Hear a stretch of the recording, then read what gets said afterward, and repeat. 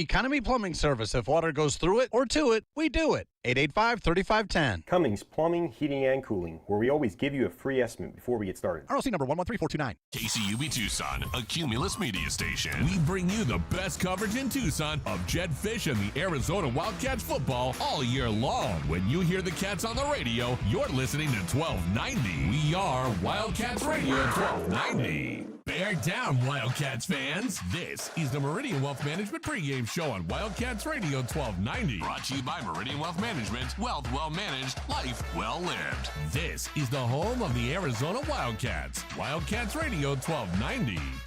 He'll take the snap, look left, pump there, pump right. Now goes down the middle, and it's caught. McLaughlin inside the 10, breaks the tackle. He's in the end zone. Touchdown, Arizona. Tanner McLaughlin. You don't want to get in his way when he's headed full speed down the field, and he goes in for the touchdown, and the Cats take the lead. All right, the gang is back together here in studio. It's time to talk some football, bowl football for the first time in 6 years here for the University of Arizona. The Wildcats getting set to take on the Oklahoma Sooners in the Alamo Bowl down in San Antonio. We've got you until 6 o'clock here with the Meridian Wealth Management pregame show. I am David Kelly. We've got Glenn Howe, the tight end, U of A football class of 1985. We've got the captain, Kelvin Efon, 1998. And we've got the man behind the controls that is steering this ship today. His name is J.W. Madden. Fellas, bowl football. Man, we have not had a chance. Well, we the four of us together have never had a chance to talk about bowl football, but all of us just looking forward to this opportunity for this team to finish off this season right. Win or lose today, it has been an absolutely fabulous season for the University of Arizona, but you want to win a seventh straight game and go into this offseason with just an unbelievable feeling for what 2024 could be. Yeah, you want to top this thing off here. You want to put a little Courvoisier on the top of that, you know. You want to top it off a little bit. I mean, miss you guys, man. Missed all you guys. J-Dub, K.E., and Dave. It's great to be back. I'm looking forward. I've been really itching to watch this game. I think it's going to be an interesting game, and, you know, there's all the different elements of going on. Guys missing from their team. And you know what the thing is really comforting is that we ain't missing anybody. We missing maybe, exactly. Morgan, I understand that. But, Cowan's playing, and I mean, guys are playing, man. These guys are sticking together, and you look at the portal, what's happening, we all right. Oh, yeah. We all right. Yes, I mean, we're all right. We're going to be good. Well, it's like what Michael Wiley said, I came here to play in this moment. I'm not going to sit it out. And, and it's understandable for a kid like Jordan Morgan, who's going to likely be a first or second round pick and coming off an injury like he was, and he's got to take care of what's in store for him. But for the rest of these guys, this is their chance to really put a stamp on this season for the University of Arizona. Yes, it is. And, it's nothing like bowl season. Again, I'm a Texas guy, and if you don't play in bowl games, guys just look at you Talk about you. Or you even at a football school, so you have to play in bowl games if you're from the South. But I'm just going to tell you like it is. So it's beautiful seeing us back in this position. To me, man, you got to win this game. And the reason why is because I've been hearing talk about this could be one of the best teams ever. And I know that's outside noise. That has nothing to do with the team. But I'm just saying, I mean, if you want to be considered, one of those best teams, man, you top that thing off by winning this bowl game today. And I'm just excited to, like you guys said, to have all the guys that want to play. Of course they want to play. You know how many games they lost here? I mean, to be able to say that you finished it out on a streak of 7 games, trust me, I know how that feels to win 7 in a row. Yeah. It just feels like you are reestablishing the program, and those guys want to be a part of it. I mean, they are the reason why we're back on the national landscape. Yeah, I don't know about best team ever. I don't know. No, I ain't saying that. One of. Because if you win 10 games, that automatically kind of throw you in there. It throw you in there. Yeah. I'm excited for these guys and can't wait to see what happens here. All right, we have got a lot in store for you over the course of the next 3 hours of this one today. In fact, let's let you see what's coming up with your first look at today's game. It's time to take our first look at today's game. Brought to you by the Window Depot. Lowest prices and biggest inventory. Shop thewindowdepot.com. All right, it is the Alamo Bowl for the University of Arizona, and Jed Fish had an interesting kind of analogy for what this could be, the first major step to. Obviously, Alamo Bowl is a great spot. Texas played Washington last year in it, and now Texas plays Washington in the CFP. So wouldn't that be cool if that was a precursor? You go to the Alamo Bowl, and then the next year you go to the CFP. So wouldn't that be something special? Wouldn't that, gentleman, be something special too? And again, the way that when you look at, and again, I mean, a lot has to happen between, and we don't want to get too far ahead of ourselves, between the end of today and the beginning of whatever next season is. But you gotta like everything that's coming back into this program, going into a new conference where you're going to maybe be one of the top teams. You got to feel good about the potential with the college football playoff going to 12 teams that you might be able to grab a spot in that next year. Hey, I've been saying that since we beat ASU. I said we are in the best position to get into the playoffs every year. I mean, like, if we can maintain a group of guys that are constantly winning, that are here. You look at the Big 12, and we're in a great position. We're going to go in as either the 1, 2, or 3 best team going into the Big 12 as the top 3 team in the conference. That's what we're going to go to. So if you're the top 3 team in the conference, you get the top 2. You're in the championship game. And then if you win that, you're in the playoffs. Yeah. So, I mean, we are in a great position. I really feel sorry. I talked to my boy Bruno. I had worked out with him the other day, Bruno Feed. I said, boy, you're going to have a tough time at UCLA getting a Big Ten. How are you going to get into the playoffs? Yeah. How are you going to get up? How are you going to get up in there? I mean, look at USC. Look at UCLA, Oregon, and Washington. That's going to be tough for them to get in.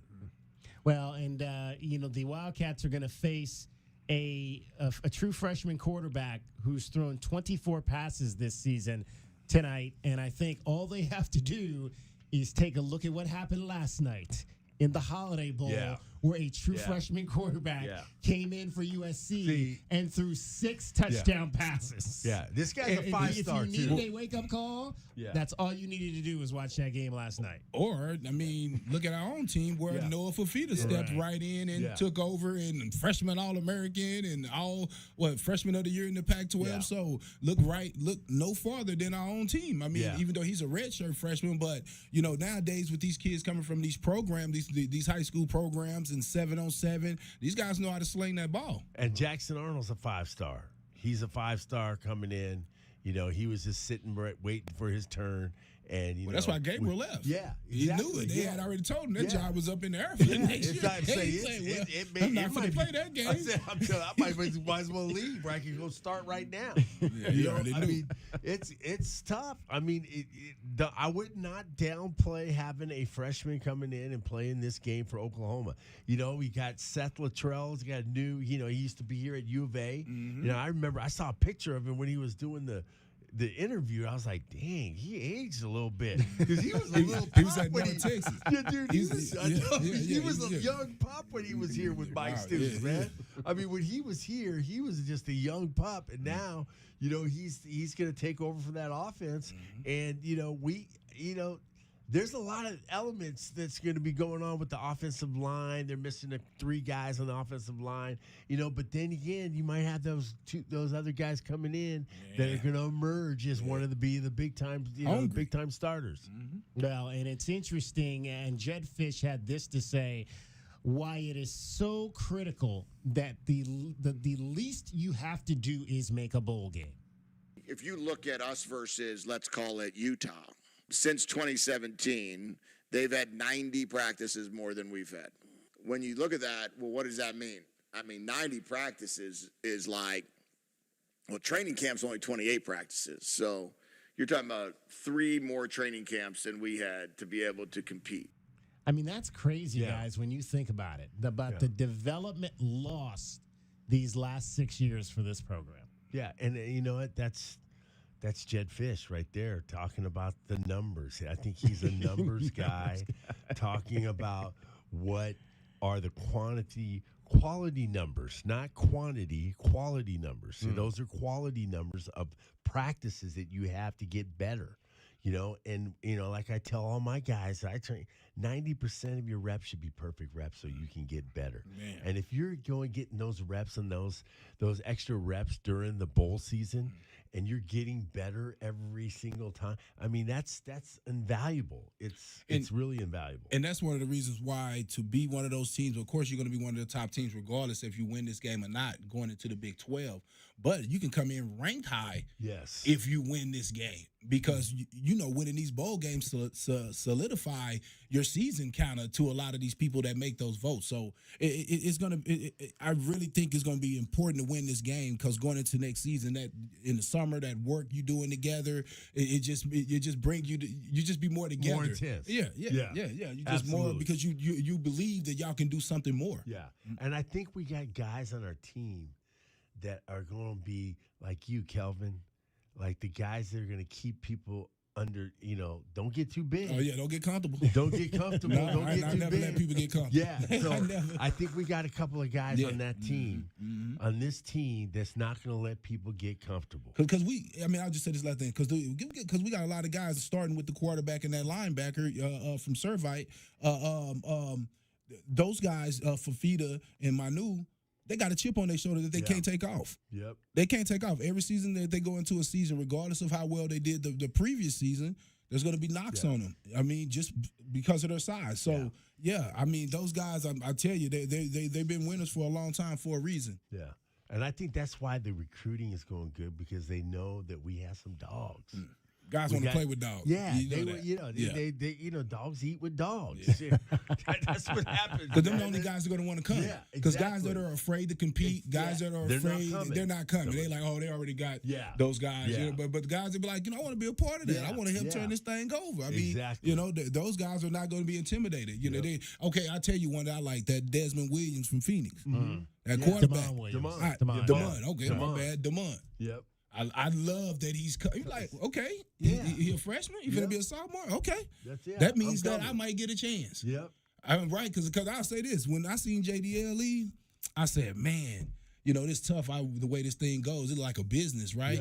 Yep. Because we know how crazy things end. This situation could happen next year. Next year. Absolutely. And you got to buy out the same. I mean, it just be rough. And sometimes. I'm going to give kudos to JDL, man. He handled this thing, I think, pretty good. I really think he did. A lot of people was on him for all the other stuff that has happened to him, but the young man handled it pretty good. I thought he handled it really well, and I hope the best for him. I guarantee you better than most people thought. Oh, most people thought. Exactly. That's what I'm saying. That's why I think he handled it very well, and I hope the best of luck to him. I hope he gets on with somebody, and he'll be able to be successful at the next spot. All right, it is the Meridian Wealth Management pregame show. You've been hearing from our 2 U of A alums, Calvin Efon, as well as Glenn Howe. We are streaming this show on a number of different platforms, both video and audio. We are on video. If you head on over to Facebook Live, YouTube, Twitch, Twitter, at Wildcats 1290 is Twitter. Right now, we've got folks chiming in on our YouTube channel right now. Edward Sanchez chimes in, says, I feel the defense needs a great pass rush against the freshman quarterback, Jackson Arnold, tonight. Don't let him get comfortable. We're going to hear a lot about Jackson Arnold as he makes the start tonight for the Arizona Wildcats. Big questions on the offensive line about how the Wildcats are going to handle this today in terms of the left tackle position with no Jordan Morgan. We're going to get into all of that, but that's your first look at today's ball game. That's our first look at the game. Brought to you by the Window Depot. Lowest prices and biggest inventory. Shop thewindow.depot.com. This is Wildcats Radio 1290. Let's take a look at the Right Way Rundown and see what's coming up on our pregame show, brought to you by Right Way Heating, Cooling, and Plumbing. Doing things the right way. All right, we are celebrating this season. Obviously, we'll do the celebrating, as Jed Fish has want to say. Where they're going to go out there and try to win this ball game. You'll hear from Jed Fish coming up a little bit later. But on our show, we're going to go inside the huddle coming up a little bit earlier because we're going to have a chance to talk with kicker Doug Pfaff today. Glenn Howe. Yeah, that's going to be awesome. Doug is a great kicker here. He played 80, lettered in 88. And 89, and he kicked that winner. I want to break that one down against the 6'3", kick, and that wasn't no short kick, man. That wasn't no short kick to beat the Oklahoma Sooners in 1989. And then we're going to go inside, or I should say, to the captain's corner a little bit later. Defensive back Kelvin Hunter is going to join Kelvin Ifan. Oh yeah, K Hunt, man, as we call him, man. Defensive coordinator up in Williams Field, up in Phoenix right now.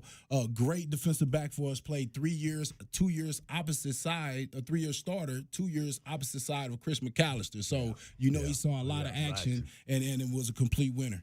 All right, we're also going to hear from a bunch of other men that suited up for the Arizona Wildcats in that 1989 game in which the Wildcats knocked off the 6th-ranked Oklahoma Sooners at Arizona Stadium by a score, as Glenn mentioned, of 6-3. It's the Meridian Wealth Management pregame show. I'm David Kelly, Kelvin Ifan, and Glenn Howe joining me, along with J.W. Madden. Stay with us. You are listening to Wildcats Radio 1290. Bear down, Wildcats fans. This is the Meridian Wealth Management pregame show on Wildcats Radio 1290. Brought to you by Meridian Wealth Management. Wealth well managed, life well lived. This is the home of the Arizona Wildcats. Wildcats Radio 1290.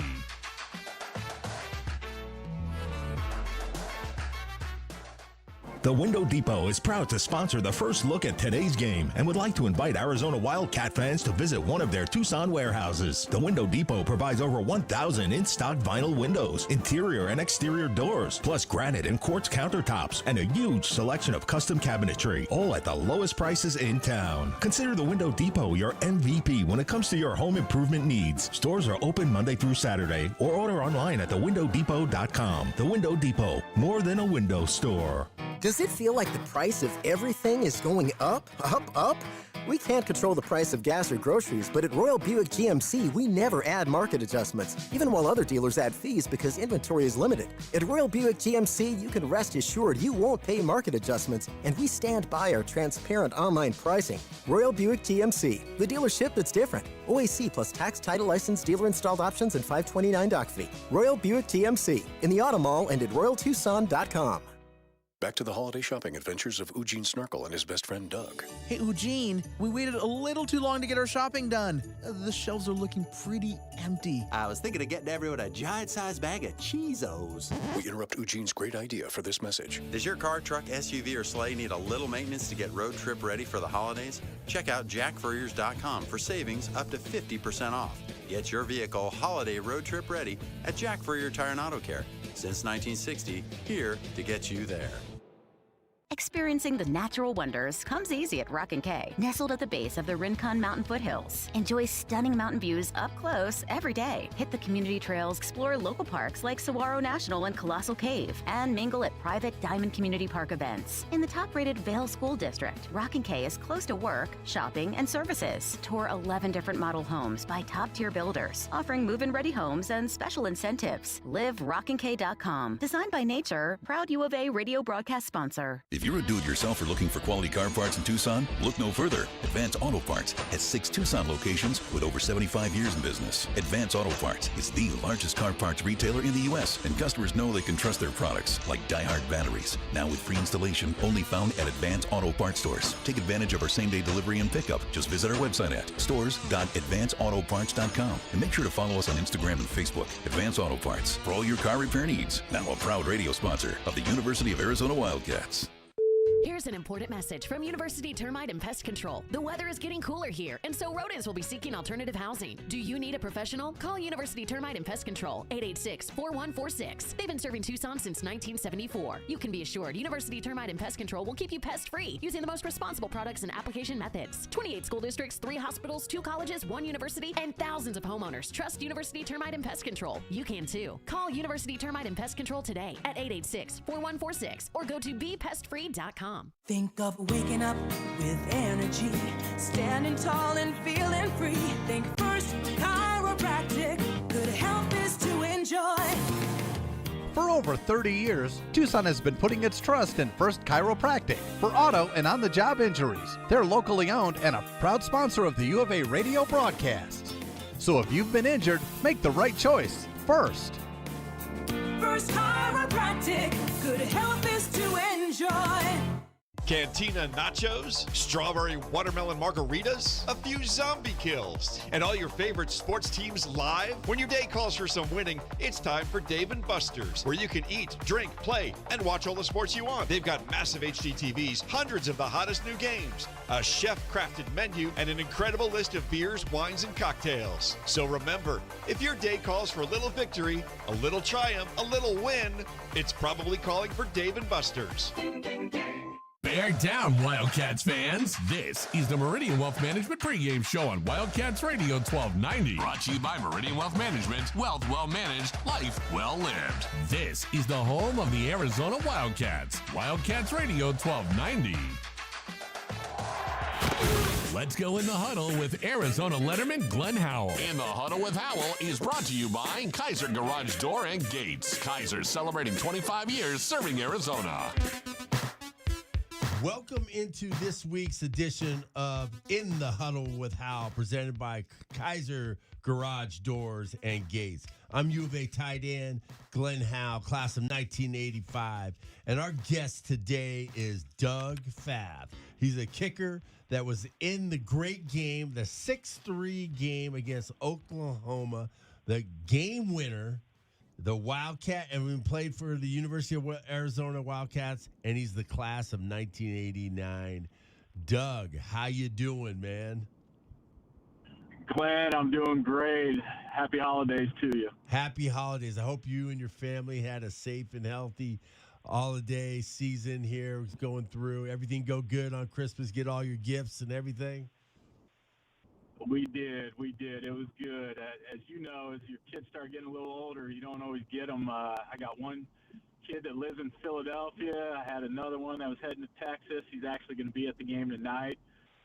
So we only had one of our 3 kids with us at Christmas time, but it was a great time. Very appreciative. Yeah, it's something else when you have all your kids that are, they leave the house, and then it's always great to have them come home as adults and when they're off to college and everything, it's really exciting to have them home. I bet you the wife was happy, and that's when my wife is happy when my kids come home too. They're all happy and everything. So it's good life, happy wife, happy life, So Doug, amen, absolutely. So tell us what was your recruiting story? How did you get to the University of Arizona? So I actually grew up in Southern California, and I was a punter, and I went to a junior college, and I got my scholarship from Larry Smith and his staff, who you know very well, Glenn. Yeah. And basically, it was the 86 season, and I got recruited.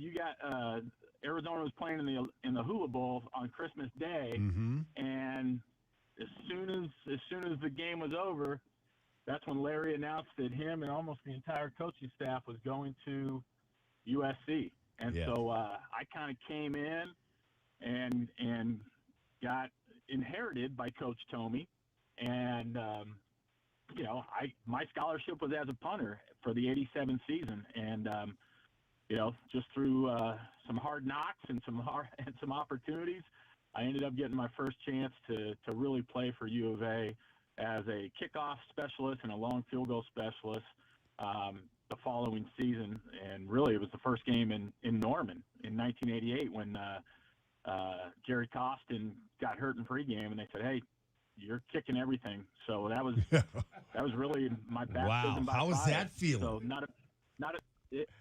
it was a little tense. I remember we got the opening kickoff and drove down about the 21-yard line, and they said field goal team. So it didn't take long for me to get thrown out there, but thankfully that kick went in and took a lot of pressure off, and just started a 2-year run of having some great times playing with my brothers at U of A. Yeah. So were you initially was your love to kick the ball as a kicker or as a punter? Your first love. It was more so as a punter. Yeah, my first love was I always loved kicking, but in all candidness, I wasn't that good at it. I didn't know why one time it would go in between the uprights and the next one would go way wide of the uprights. So I love kicking the ball. I just didn't love the results, and so it took me about a year after I got to U of A that I finally started learning, how to kick properly and technique, and then it started to just all fall together, and I was developing far better as a field goal kicker than I was as a punter. Yeah, we are talking to University of Arizona place kicker Doug Pfaff, class of 1989, is our guest in the huddle with Hal, brought to you by Kaiser Garage Doors and Gates. Kaiser, celebrating 25 years of serving Arizona. Doug, so tell me, on your, you played in that first game against Oklahoma. From my understanding, talking to a bunch of guys, talked to Doug Penner and everything, they say you guys should have won that game in Norman. 100%. I think a couple plays stood out in my mind. One was unfortunately because of me. Late in that second quarter, when we were only down by, I think, 6 points, I missed a short field goal that I should have never missed, but I did. And then it was 21-10 in the middle of the fourth quarter, and we were 4th and goal on like the 5-yard line, and one, because I think the coaches probably didn't have the total confidence in me. We went for it instead of kicking the field goal to only be down by 8, and we threw a pick 6. And, right there, all of a sudden the game went from being what should have been a 1-score game to, in theory, kind of being a 28-10 lead for Oklahoma. And yeah, I mean, we out-hit them. I think we outplayed them. We didn't make a couple plays that we should have made, and the score looked a little bit more lopsided than it really was. Yeah, and the thing is that I always wondered about, because we had Max and Dejas as our kicker, and Max would be, he was at practice all the time. He was always by himself somewhere, kicking the ball, with the other couple kickers and stuff and everything. They're always by themselves, but I always wondered, like, when you miss a kick and you're going into the next kick, are you totally blanking it out? Like if a guy like the regular players, if you drop a pass, you think about the next pass, you don't worry about it. But for a kicker, man, it's such a long time before you might be able to do that again. How did you handle that? Great point, Glenn. I mean, you're right. If you're going to have any success, you have to almost be like a DB when it comes to your short-term memory. You got to just, if you got beat, or if you missed a field goal, you got to forget about it. Think about what you did wrong and correct it, but don't let it just sink into your brain, because it will affect your next kick and your next kick. And I think that's where you see the kickers that are good. They can let it go and just focus on the next one and finish the game strong. The kickers that struggle, I think they allow it to fester in their brain, and it lowers their confidence, and that's all it is. Kicking's all confidence. If you believe you're going to make it, most of the time you're going to make it. And if you kind of have some doubt that maybe I'm going to miss this, you're right. You're probably going to miss it. So you got to have that mental toughness, or else you really don't stand much of a chance to being successful as a kicker. And I always thought that, that the coach really has to, the head coach has really got to have the confidence in you, because it's not your special teams coach, because he's always on you, like, you're great, you're going to do great, always positive. But when the head coach does it, I think that is the most important thing, is when they say, we're going field goal, because he has confidence. That really, I think, was really what boasts, just boost a kicker. Would you say that would be true? 100%. Because you're right. It's his decision to go for it, on fourth down with the offense, or send the kicking team in. And when he goes for it for the offense, as a kicker, you kind of think, well, I haven't done my job good enough because he doesn't trust me. Mm-hmm. But that's not always the case. But that's the perception I would take from it. And so, like that game in '88 in Norman, when we went for it, fourth and goal from the 5, instead of kicking it, it's because I don't think I gave Coach Tomey enough confidence yet to say he's going to make this kick. And so, it does make a big difference. And when you have a coach that's got your back 100%, he knows that, hey, you're going to do this. Absolutely, it only helps with your confidence. Absolutely. We're talking the U of A place kicker, Doug Fath, class of 1989, is our guest in the huddle with Howell. This is brought to you by Kaiser Garage Door and Gates. Kaiser, celebrating 25 years of serving Arizona. So, Doug, let's go right to the game, the most important game that we've had. You're talking about at that time, probably in U of A history, right there, playing against Oklahoma, and they were still up vying for the national championships and all that stuff and everything. And Barry Switzer was the coach there, wasn't he? The coach across the way there, wasn't he? Yeah, Barry was there. He was the coach in '88 when we played in Norman. However, in '89 when we played him in Tucson, Gary Gibbs was the head coach. That was Gary Gibbs' first season. Okay, yeah, okay, and so that game, I remember watching that game. I was at that game, and the Tucson game, and it was just like, it was such a defensive game. I mean, guys were just.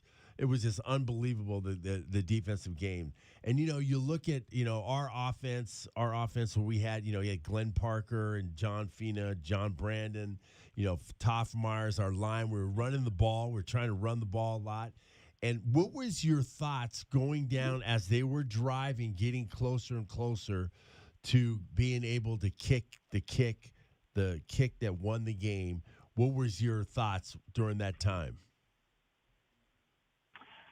I was just hoping that our offense was going to put that drive together to either score a touchdown to win it, or at least give us a chance to kick the game-winning field goal. I mean, as a kicker, you want to be a part of a game-winning kick. I mean, that's, you want to help your team win, and that was my job. So, sure, I would love to have seen a touchdown, but I would also selfishly would have loved to being given the opportunity to kick the game-winning field goal, which our offense did a great job of getting the first downs, getting down for a 40-yard field goal, and giving me a chance to go out there and help our team win. And so I was expecting it, and when it happened, I was just ready to go out there and do my job, and that's all it was I wasn't thinking about the magnitude of the kick. It's just go and do my job. And if my other 10 teammates on the field goal team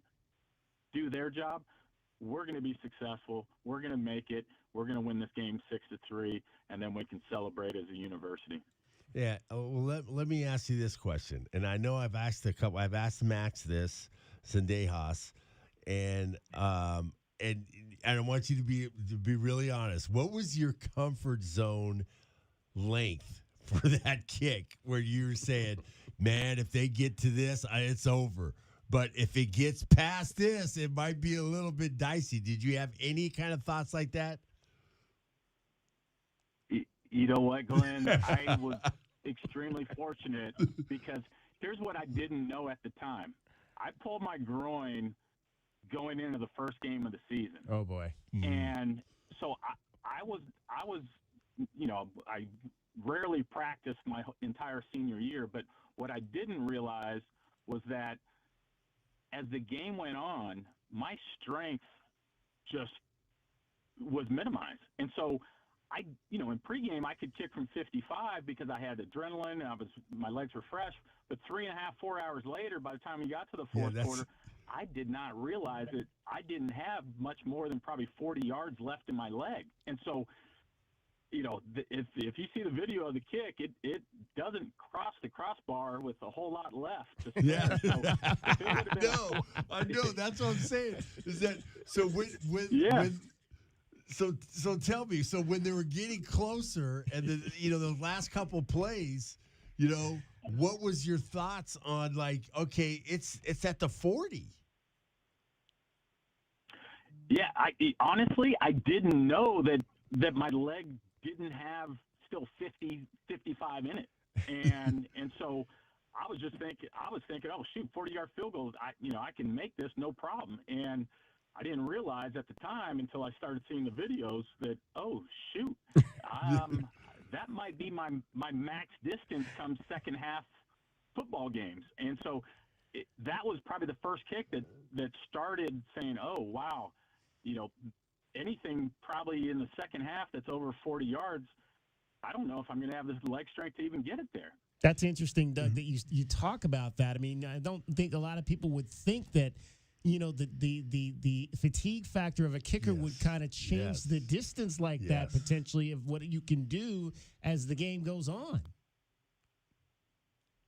Yeah, and I didn't realize it for so long. I mean, because every game in pregame, between adrenaline and a fresh leg, I mean, I'm kicking as if I wasn't hurt. And then you kick throughout the entire game on the sidelines, and of course, 4 hours after, the fourth quarter is usually 4 hours after you go out there for pregame. Yeah, I just didn't have the pop in my leg anymore, and so luckily, I didn't have any kicks in the second half of football games that season that were much longer than 40 yards. But it wasn't a conscious decision by the coaching staff or by me. It was just by the grace of God that, most of the kicks that were longer were going to be in the first half. So thankfully it happened that way. So, Doug, walk us through. You're running out. They just said we're going field goal. Walk us through you're jogging out there. Walk us through it. Yeah, just do the same routine. And so went out there, waited for my holder to get set, took my steps back, visualized the perfect kick as I'm, getting ready to kick it. And then I nod my head to the kicker, tell him, let's go, I'm ready. And then, a great snap, great protection, great hold. And then thankfully that kick made it between those uprights and past that crossbar. And then it was just an unbelievable feeling. Our whole sideline started running on the field, but there was still technically 2 seconds left. So coaching staff didn't want to get a 15-yard, penalty on the kickoff. So they're waving everybody back. So it just looked like a Chinese fire drill initially.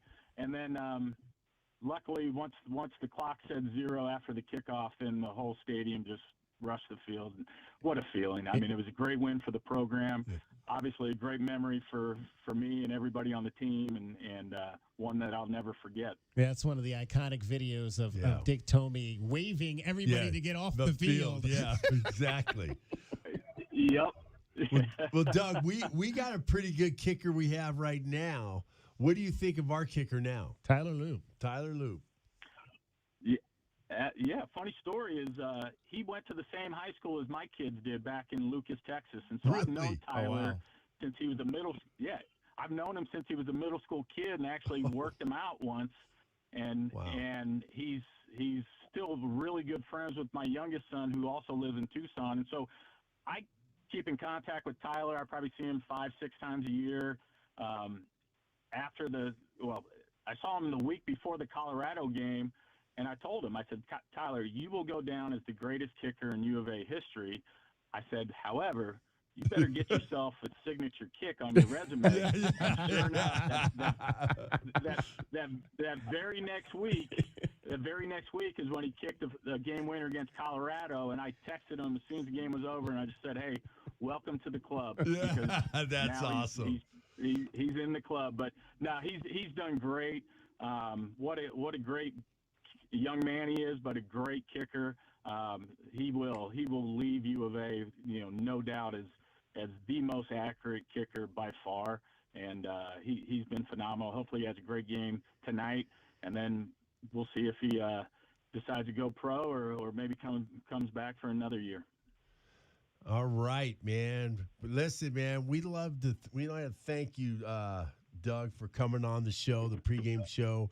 We're all excited about this Oklahoma game. We hope we have the same results that we did in 1989.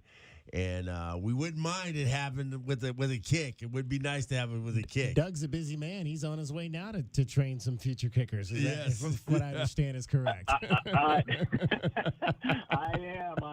So this was perfect. But no, hopefully we do. Hopefully we see a great Arizona victory tonight. And bear down, guys. Appreciate it. Thanks for having me on. Bear down. Doug Pfaff, class of 1989. That's In the Huddle with Howell. Brought to you by Kaiser Garage Door and Gates. Kaiser celebrating 25 years serving Arizona.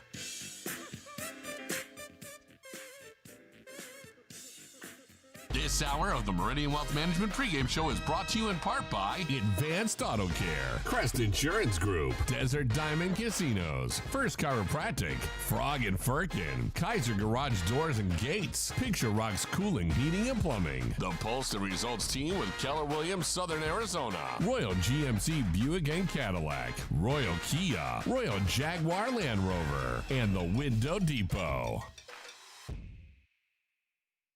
Coach Tommy Lloyd here. Did you spend money on your AC this summer? My friends at Rightway will give you back up to $3,000 for those repairs. That's right. No matter who did the repair, we'll buy it back for up to $3,000 towards the purchase of a new heating and air system. No repair bills this year? No worries. We will give you up to $2,000 trade-in plus 0% interest up to 60 months. Manufacturer rebates plus 10-year parts and labor warranty on a new heating and air system. Have an aging heating and air system? Out of warranty? We'll inspect it absolutely free. Call Rightway Heating, Cooling, and Plumbing today. The Window Depot is proud to sponsor the first look at today's game and would like to invite Arizona Wildcat fans to visit one of their Tucson warehouses. The Window Depot provides over 1,000 in-stock vinyl windows, interior and exterior doors, plus granite and quartz countertops, and a huge selection of custom cabinetry, all at the lowest prices in town. Consider the Window Depot your MVP when it comes to your home improvement needs. Stores are open Monday through Saturday, or order online at thewindowdepot.com. The Window Depot, more than a window store. We return now to the holiday shopping adventures of Eugene Snarkle and his best friend Doug. Eugene, it looks like we waited a bit too long to get our shopping done. These shelves are pretty empty. Yeah, Doug, looks like everything got sucked up into that great big cyber savings vortex. But I've got another great idea. We interrupt Eugene's great ideas for this commercial message. Trying to get on the road but need some maintenance or repairs to get your car, truck, SUV, or sleigh road trip ready? Jack Furrier Tire and Auto Care has some fantastic year-end savings, like $50 back on any $250 purchase. When you pay with your Jack Furrier card, you save big. Whether it's tires, maintenance, or auto repair, Jack Furrier Tire and Auto Care has you covered. We can get your vehicle road trip ready and save you some big bucks. So, Eugene, what was that great idea of yours anyway?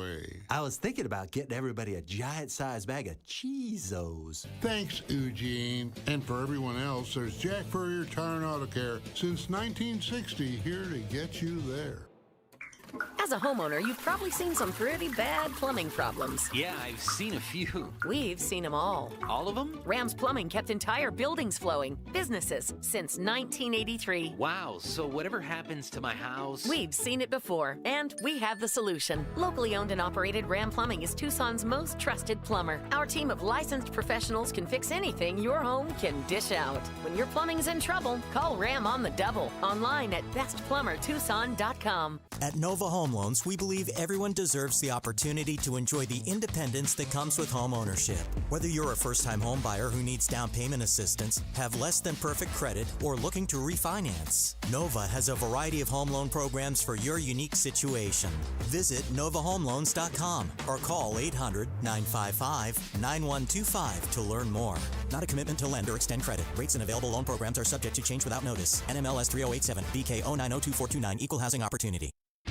Frog and Firkin, a standout among the bars and restaurants in the University area. Frog and Firkin does what very few pubs can, combine a festive atmosphere and great beer with a menu that could stand on its own in any restaurant setting. A sports enthusiast dream with over 30 TVs, 30 beers on tap, and over 100 import and domestic bottles. Daily drink and food specials, and the kitchen is serving until 10. A standout in the University area. Frog and Firkin. Eat local, support local. frogandfirkin.com. O'Reilly Chevrolet and Wildcat football have been intertwined for almost a century. O'Reilly opened their doors in 1924. 2 years later, in the fall of 26, gravely injured U of A quarterback Button Salmon told the team to bear down, and the rest is school history. It's Truck Month at O'Reilly Chevrolet, and we invite you to test drive our history-making Silverados. See us on Broadway next to Park Place Mall. Call 747-8000 or find new roads at O'Reilly.com. O'Reilly Chevrolet, giving you more since 1924. O'Reilly Chevrolet. Bear down, Wildcats fans. This is the Meridian Wealth Management pregame show on Wildcats Radio 1290. Brought to you by Meridian Wealth Management. Wealth well managed, life well lived. This is the home of the Arizona Wildcats. Wildcats Radio 1290. There's two ways to prepare for a bowl game. You know, you could choose it as a celebration of the season, or you could choose it as a championship game. You know, those are the two options. And, you know, we're going to choose it as a championship game. Now, if it's a celebration of the season, then it's easy to, you know, slack off a little bit or not think that curfew matters or not, you know, or just enjoy the bowl experience. I think the goal is to win. So that's the message that I've given. All right, this is the Meridian Wealth Management pregame show. I'm David Kelly, joined by Calvin Efon, Glenn Howe, J.W. Madden. That was the head coach, Jed Fish, on how Arizona is approaching this game. So I'll ask you two, and we'll start with Calvin. Calvin, how did Coach Tomey approach bowl games? Was it a celebration of the season, or was it to win a championship? Definitely to win the championship, but it was about the work that we could put in, the extra practices, the extra weight room that we can do, getting together, going to movies, getting to know each other better. We just really used that time to really bond and again to get better as a team. So now Coach took it serious. We had the curfews, you know, so you had to really take care of business and be focused. Coach, and I will say this, and Coach sent a few guys home. Wow. So trust. Yeah. So trust. It was, you can get son home. Yeah. Coach Smith? Coach Smith, we were all business. I mean, he just told us to stay away from Juarez. We were in El Paso. Yeah, so he was like, and we all looked at Max, and Max like kind of said, I got you covered, man. Because Max was the guy down there, dude. He was like, it was like a hero. Everybody, in Juarez, Mexico? Yeah, everybody knew. Everybody knew Max Dejas, man. It was unbelievable. Max sounded like quite the character. Yeah, back Max was the dude, man. Max was the dude, and and it was just really. I mean, you know, Kelvin, you know how you play all those practices. You're doing all those practices. It almost seems like you're going through when you're a first teamer. Mm-hmm. It's like you're going through camp again, almost. Okay. Mm-hmm. And I understand for the younger guys who was there, they were doing scrimmages. They were doing, you know, rookie bowls, freshman bowls, and, you know, doing that kind of stuff. But, you know, for us, for the starters, man, it was kind of long Well, I thought it was kind of long for me. But I'll say, I was the captain of the team, leader of the team. Yeah. To me, that was my opportunity to show the guys, let's work. Yeah. Let's work. Let's make this fun. Yeah. I was in most of the drills. I remember telling DK we was at the Holiday Bowl and I shouldn't have been in one of them, and I actually got a high ankle sprain in one of the practices, and it hurt my ankle. So that's why I kind of can understand some of the guys who choose to sit out those games, because those injuries do happen and they affect the game. But I just felt like that. I just as being in the opportunity to play in those bowl games, you just you want to be able to get y'all. Yeah, and I thought it was a great time, and Coach Smith was real serious.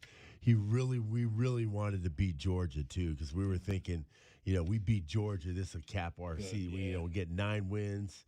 We'll have 9 wins, and it would have been a great season. It would have been one of the. I don't think there would have been another. There wasn't a 9-win season since like in the 70s. When we did it, we were 8-3-1. We tied Georgia. And I'll say this: we were 11-1. We didn't get a chance to get into the Rose Bowl, and we got Nebraska, and we felt like we got Nebraska because they didn't think we were a good team. We thought they sent Nebraska out there to bully us a little bit, and we all took that personal. Yeah. And so I remember they had the N on their helmet, and Coach Tommy said that stands for not today. Yeah. And when I tell you, we walked around everywhere we seen those guys. I mean, I ain't going to tell you, we was kind of.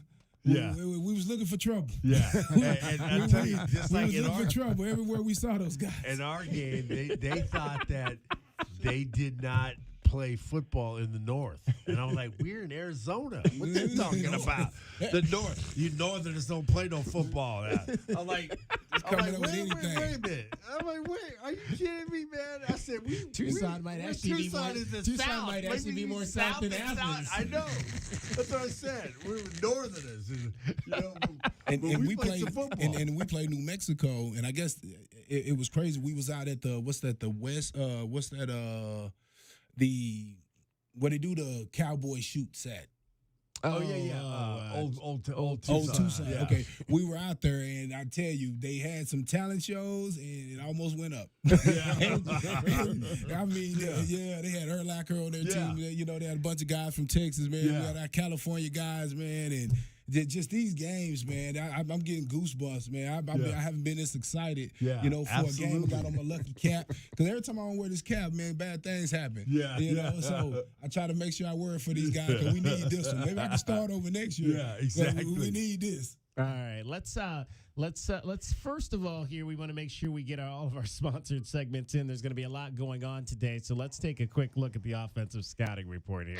Here is the Wildcats offensive scouting report for today's game. He's into the end zone. Touchdown, Arizona. The offensive scouting report is brought to you by O'Reilly Chevrolet. O'Reilly Chevrolet. Get more with O'Reilly Chevrolet.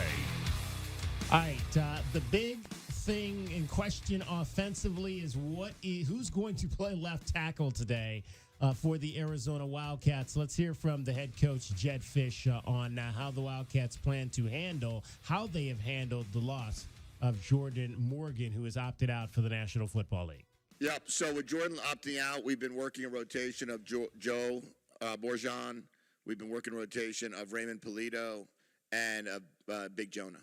And we've been working those guys in all the different spots of left tackle, right guard, right tackle. So if you think about those 3 guys, will be playing those 3 positions. Where they fit in has been a constant, let's call it moving parts to figure out, okay, well, if we did this and we did that, how does that work? All right, if we did this combo, how does that work? So that's kind of what we're working through. All right, well, so here's my thing, guys, in terms of how they're going to handle this right here. I would think that you've got Raymond Polito. Obviously, he's been playing mostly right guard.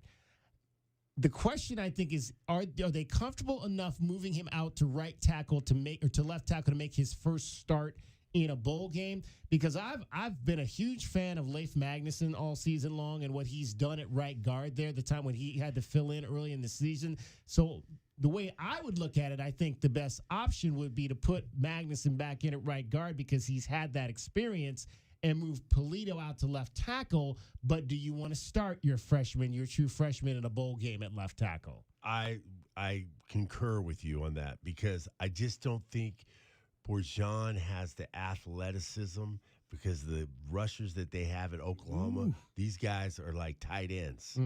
I mean, they're like and they're coming for power that spot. forward, They power coming. forwards, man, and they're coming. So I don't think he has the foot speed as Raymond. I think Raymond's more athletic and he's longer, and I think he would be better at the left tackle. But he starts at guard, right? Yeah, he starts at guard. And so you see what's happening right there, DK?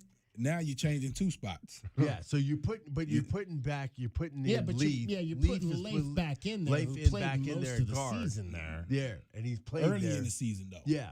Well, I mean, he probably. I don't. The Polito didn't come back until around game 7 or 8. So he played. I've in junior college I played right guard and then went to left tackle.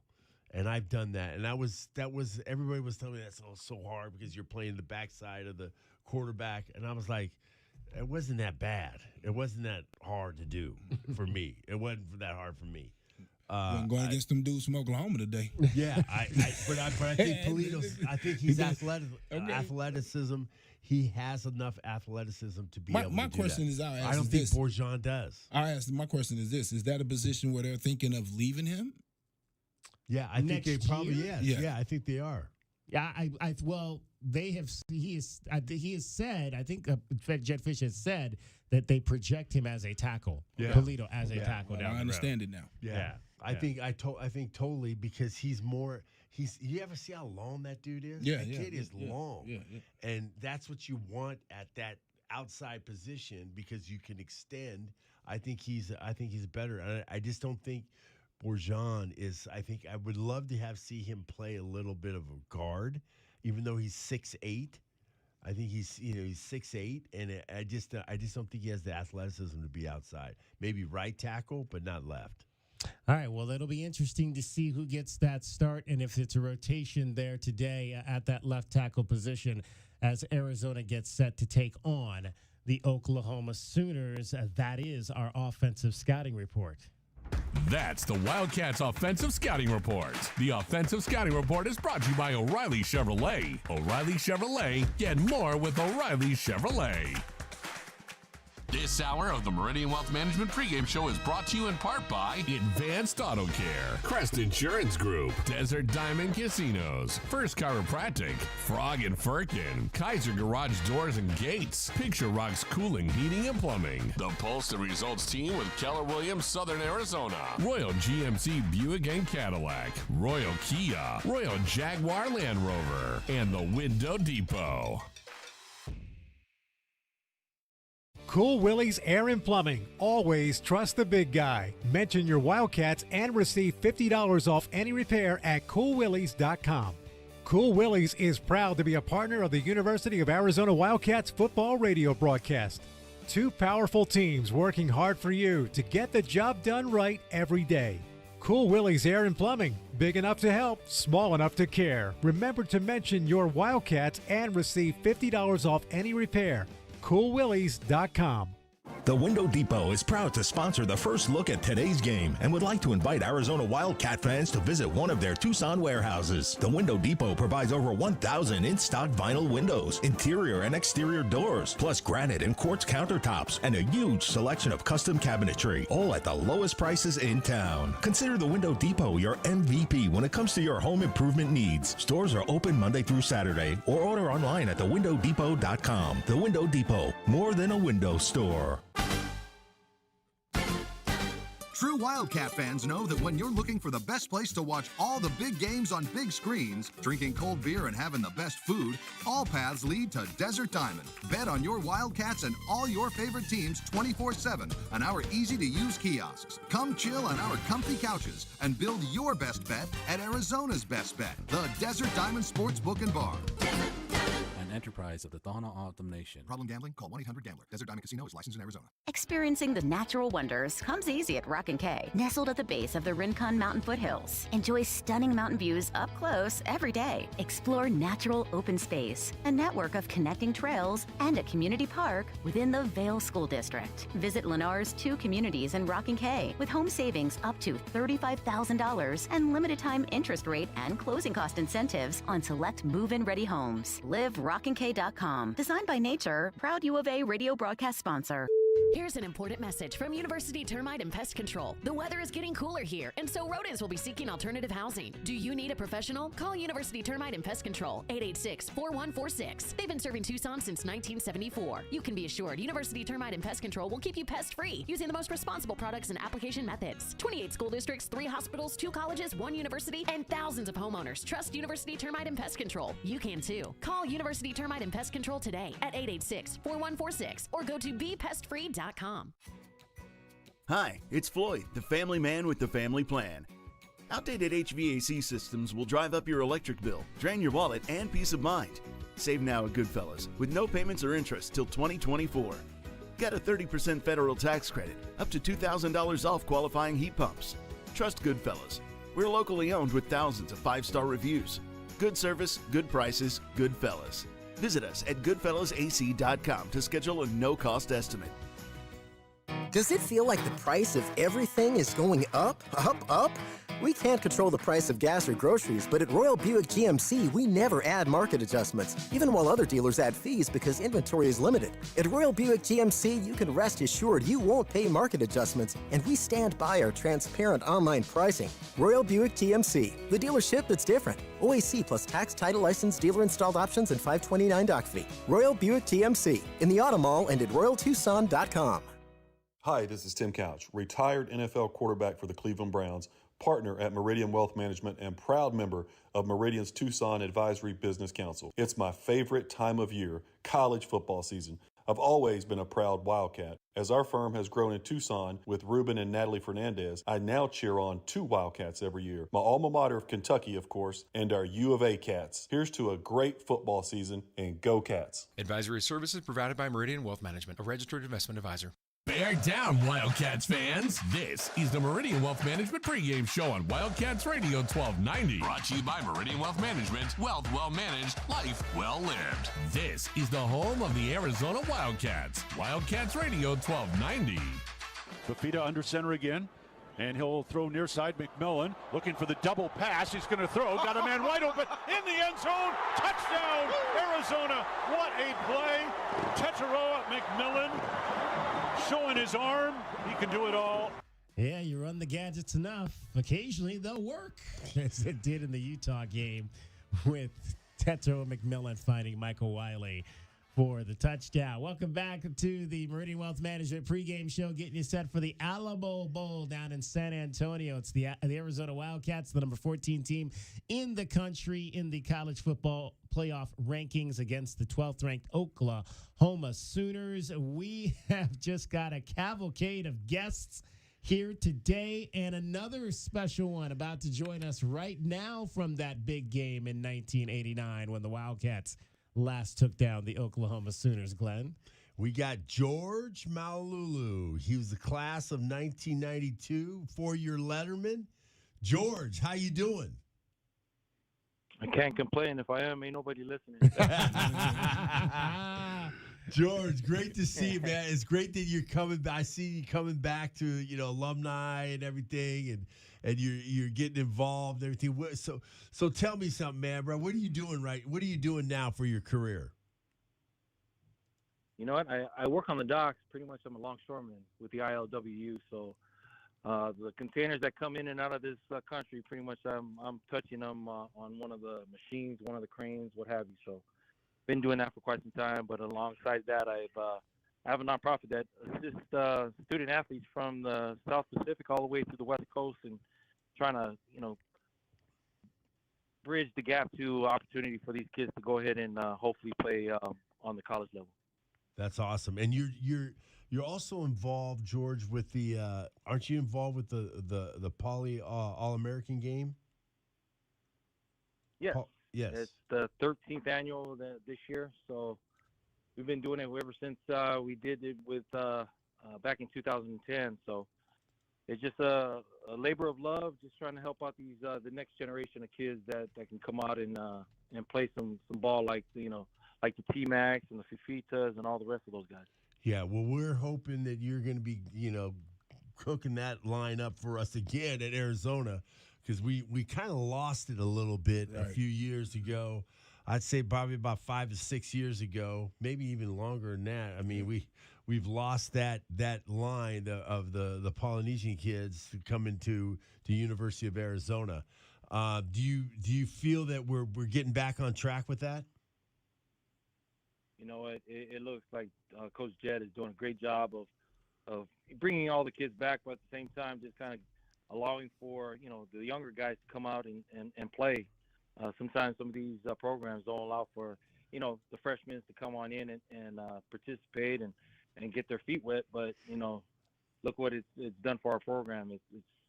I have so much pride when I go back to Tucson. It's no longer where I'm kind of like ducking people's questions about, hey, what's going on with Arizona? And, when it's all said and done, I'm just glad that we're sitting where we're at right now. George, Kelvin here.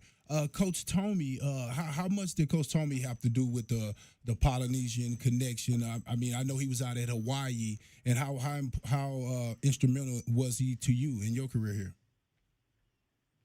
I would say Coach Tomey was the reason for a lot of us that not only for Arizona but also as Hawaii. He knew that a lot of his basis, would go back on the Polynesian athletes for several different reasons. One, for a fact that one call back home would definitely fix the problem. Two, they were definitely loyal to the program. Whatever they put their heads to, in whatever program that they committed to, that they were definitely going to be there 150%. And last but not least, you had somebody that were going to be pretty much kind of like the balance of things that are going on in the locker room and making sure everything's is taken care of, but taken care of in a way where we're all one family and one has to go ahead and take care of the other. So George, tell us what your recruiting story was when how you got to University of Arizona. Well, Coach Tomey and Coach Sam Papoliti had a big deal on why I chose to go to Arizona.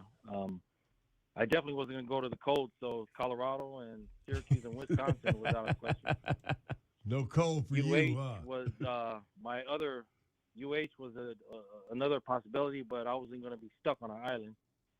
So I was just going to go ahead and take the 6-hour drive to Tucson from LA, and by the end of the 5 years, man, I couldn't have asked for a better experience, let alone coaching staff that really kind of made me what I am today. Yeah. So, and what high school did you go to? I went to Carson High School. Yeah. So you had a bunch of guys. There's didn't Melvin Smith go, or did Melvin Smith, Derek Hill, yeah, all those guys. Yeah, those was there. Yeah, they played when I was there. Myself. Yeah, they were there. So you had a connection. So you had some knowledge of how Arizona was. And back in those days, from '80 when Melvin and Derek, we were good. We were really good. So we had some history there of how good Arizona was. It wasn't like you were going to a school that was trying to rebuild or anything. No, that wasn't even the case. Always having SC and UCLA here in LA, you'd always have, the Bruins and Trojans kind of thrown in your face. But, I wanted something special. I wanted to go out and be a part of a program that, not necessarily was already that, sticking out like a sore thumb, but at the same time would definitely beat up on the giants in the league, but at the same time go out and represent in the fashion that we've done over the years. So it was definitely a good choice for myself. George Malauulu is our guest. We'll mention not only class of 92, but a captain from the 1992 team. And George, obviously you were a young fella in 1989 when the Wildcats beat the Oklahoma Sooners that day. But what do you remember about that game and the way the Wildcats went about their business that day? Man, it was an ugly offensive struggle and defensive struggle. It was going back and forth. You had two wishbone offenses going at it. So, the score was 3-3 all the way up until 2 seconds left in the game. So, for people that are offensively minded and want a fireworks show, you definitely didn't get that. But you definitely did have an opportunity to go ahead and hold your breath with a 40-second field goal with Staff kicking it up through the upright. Yeah, that and the 3 turnovers, the 3 fumbles that Oklahoma had committed during that game really kind of gave us the favor in the end. We just needed to have the ball at the tail end, and hopefully Doug would put it up and through, and surely he did. So George, I know the year before, this is before you got there, they played in Norman. They lost that game. And during the week when you guys were playing, what was the tenor of the team, like the attitude of, like, do they believe that they can win that game against Oklahoma when they came to Tucson? The game in Tucson, I honestly thought we were going to win by more, to tell you the truth, because offensively they didn't impress me. The year before we went to Oklahoma, I was there, and Jamel was there. So Jamel was the Banning High standout. That was Carson and Banning. That was the rivalry. So I knew what Jamel could do. So just seeing Jamel go out there and run around like he always did, I mean, I already knew what he was going to do. But knowing that we didn't have to face him the next year, I knew that we definitely had a chance to take him down. Yeah, so you knew that their offense was going to be limited without Jamil Holloway. Without Jamel, I knew they weren't going to be as potent. But just knowing that, just what we had defensively. I mean, gosh, we had the Twins. We had a stellar defense ourselves, and offensively, we just had to keep ourselves in the game. Yeah, and so George, tell me, what do you think? You've been watching our team this year. You've been involved with football. You've seen, working with the All-Star game and everything. You've seen a lot of football players and everything. What do you think about our team as far as our roster and what we're putting on the field? I honestly think that we're so balanced everywhere, on all phases of the game. We are balanced offensively, defensively, special teams, what have you. Just knowing that we're going to give ourselves a chance. And, I mean, you look at what Nansen been doing on the defensive side of the ball. He definitely has, stepped up and really kind of gave us the ball back when we needed it. At the same time, he bended, but he didn't break. So to see Fifita come in there at the time he did and really put up the numbers and just be a stellar performer week in, week out, and being consistently the leader that I think that we've needed for quite some time. Now that we have him for another 3 years, man, that's just that's promising to know that we have a program that everybody will definitely want to come and see and pay that ticket to go ahead and check out our Wildcats. We're chatting with George Malualu, U of A quarterback, 1992 here, Meridian Wealth Management pregame show. George, if I'm not mistaken, you have 4 children. Is that correct?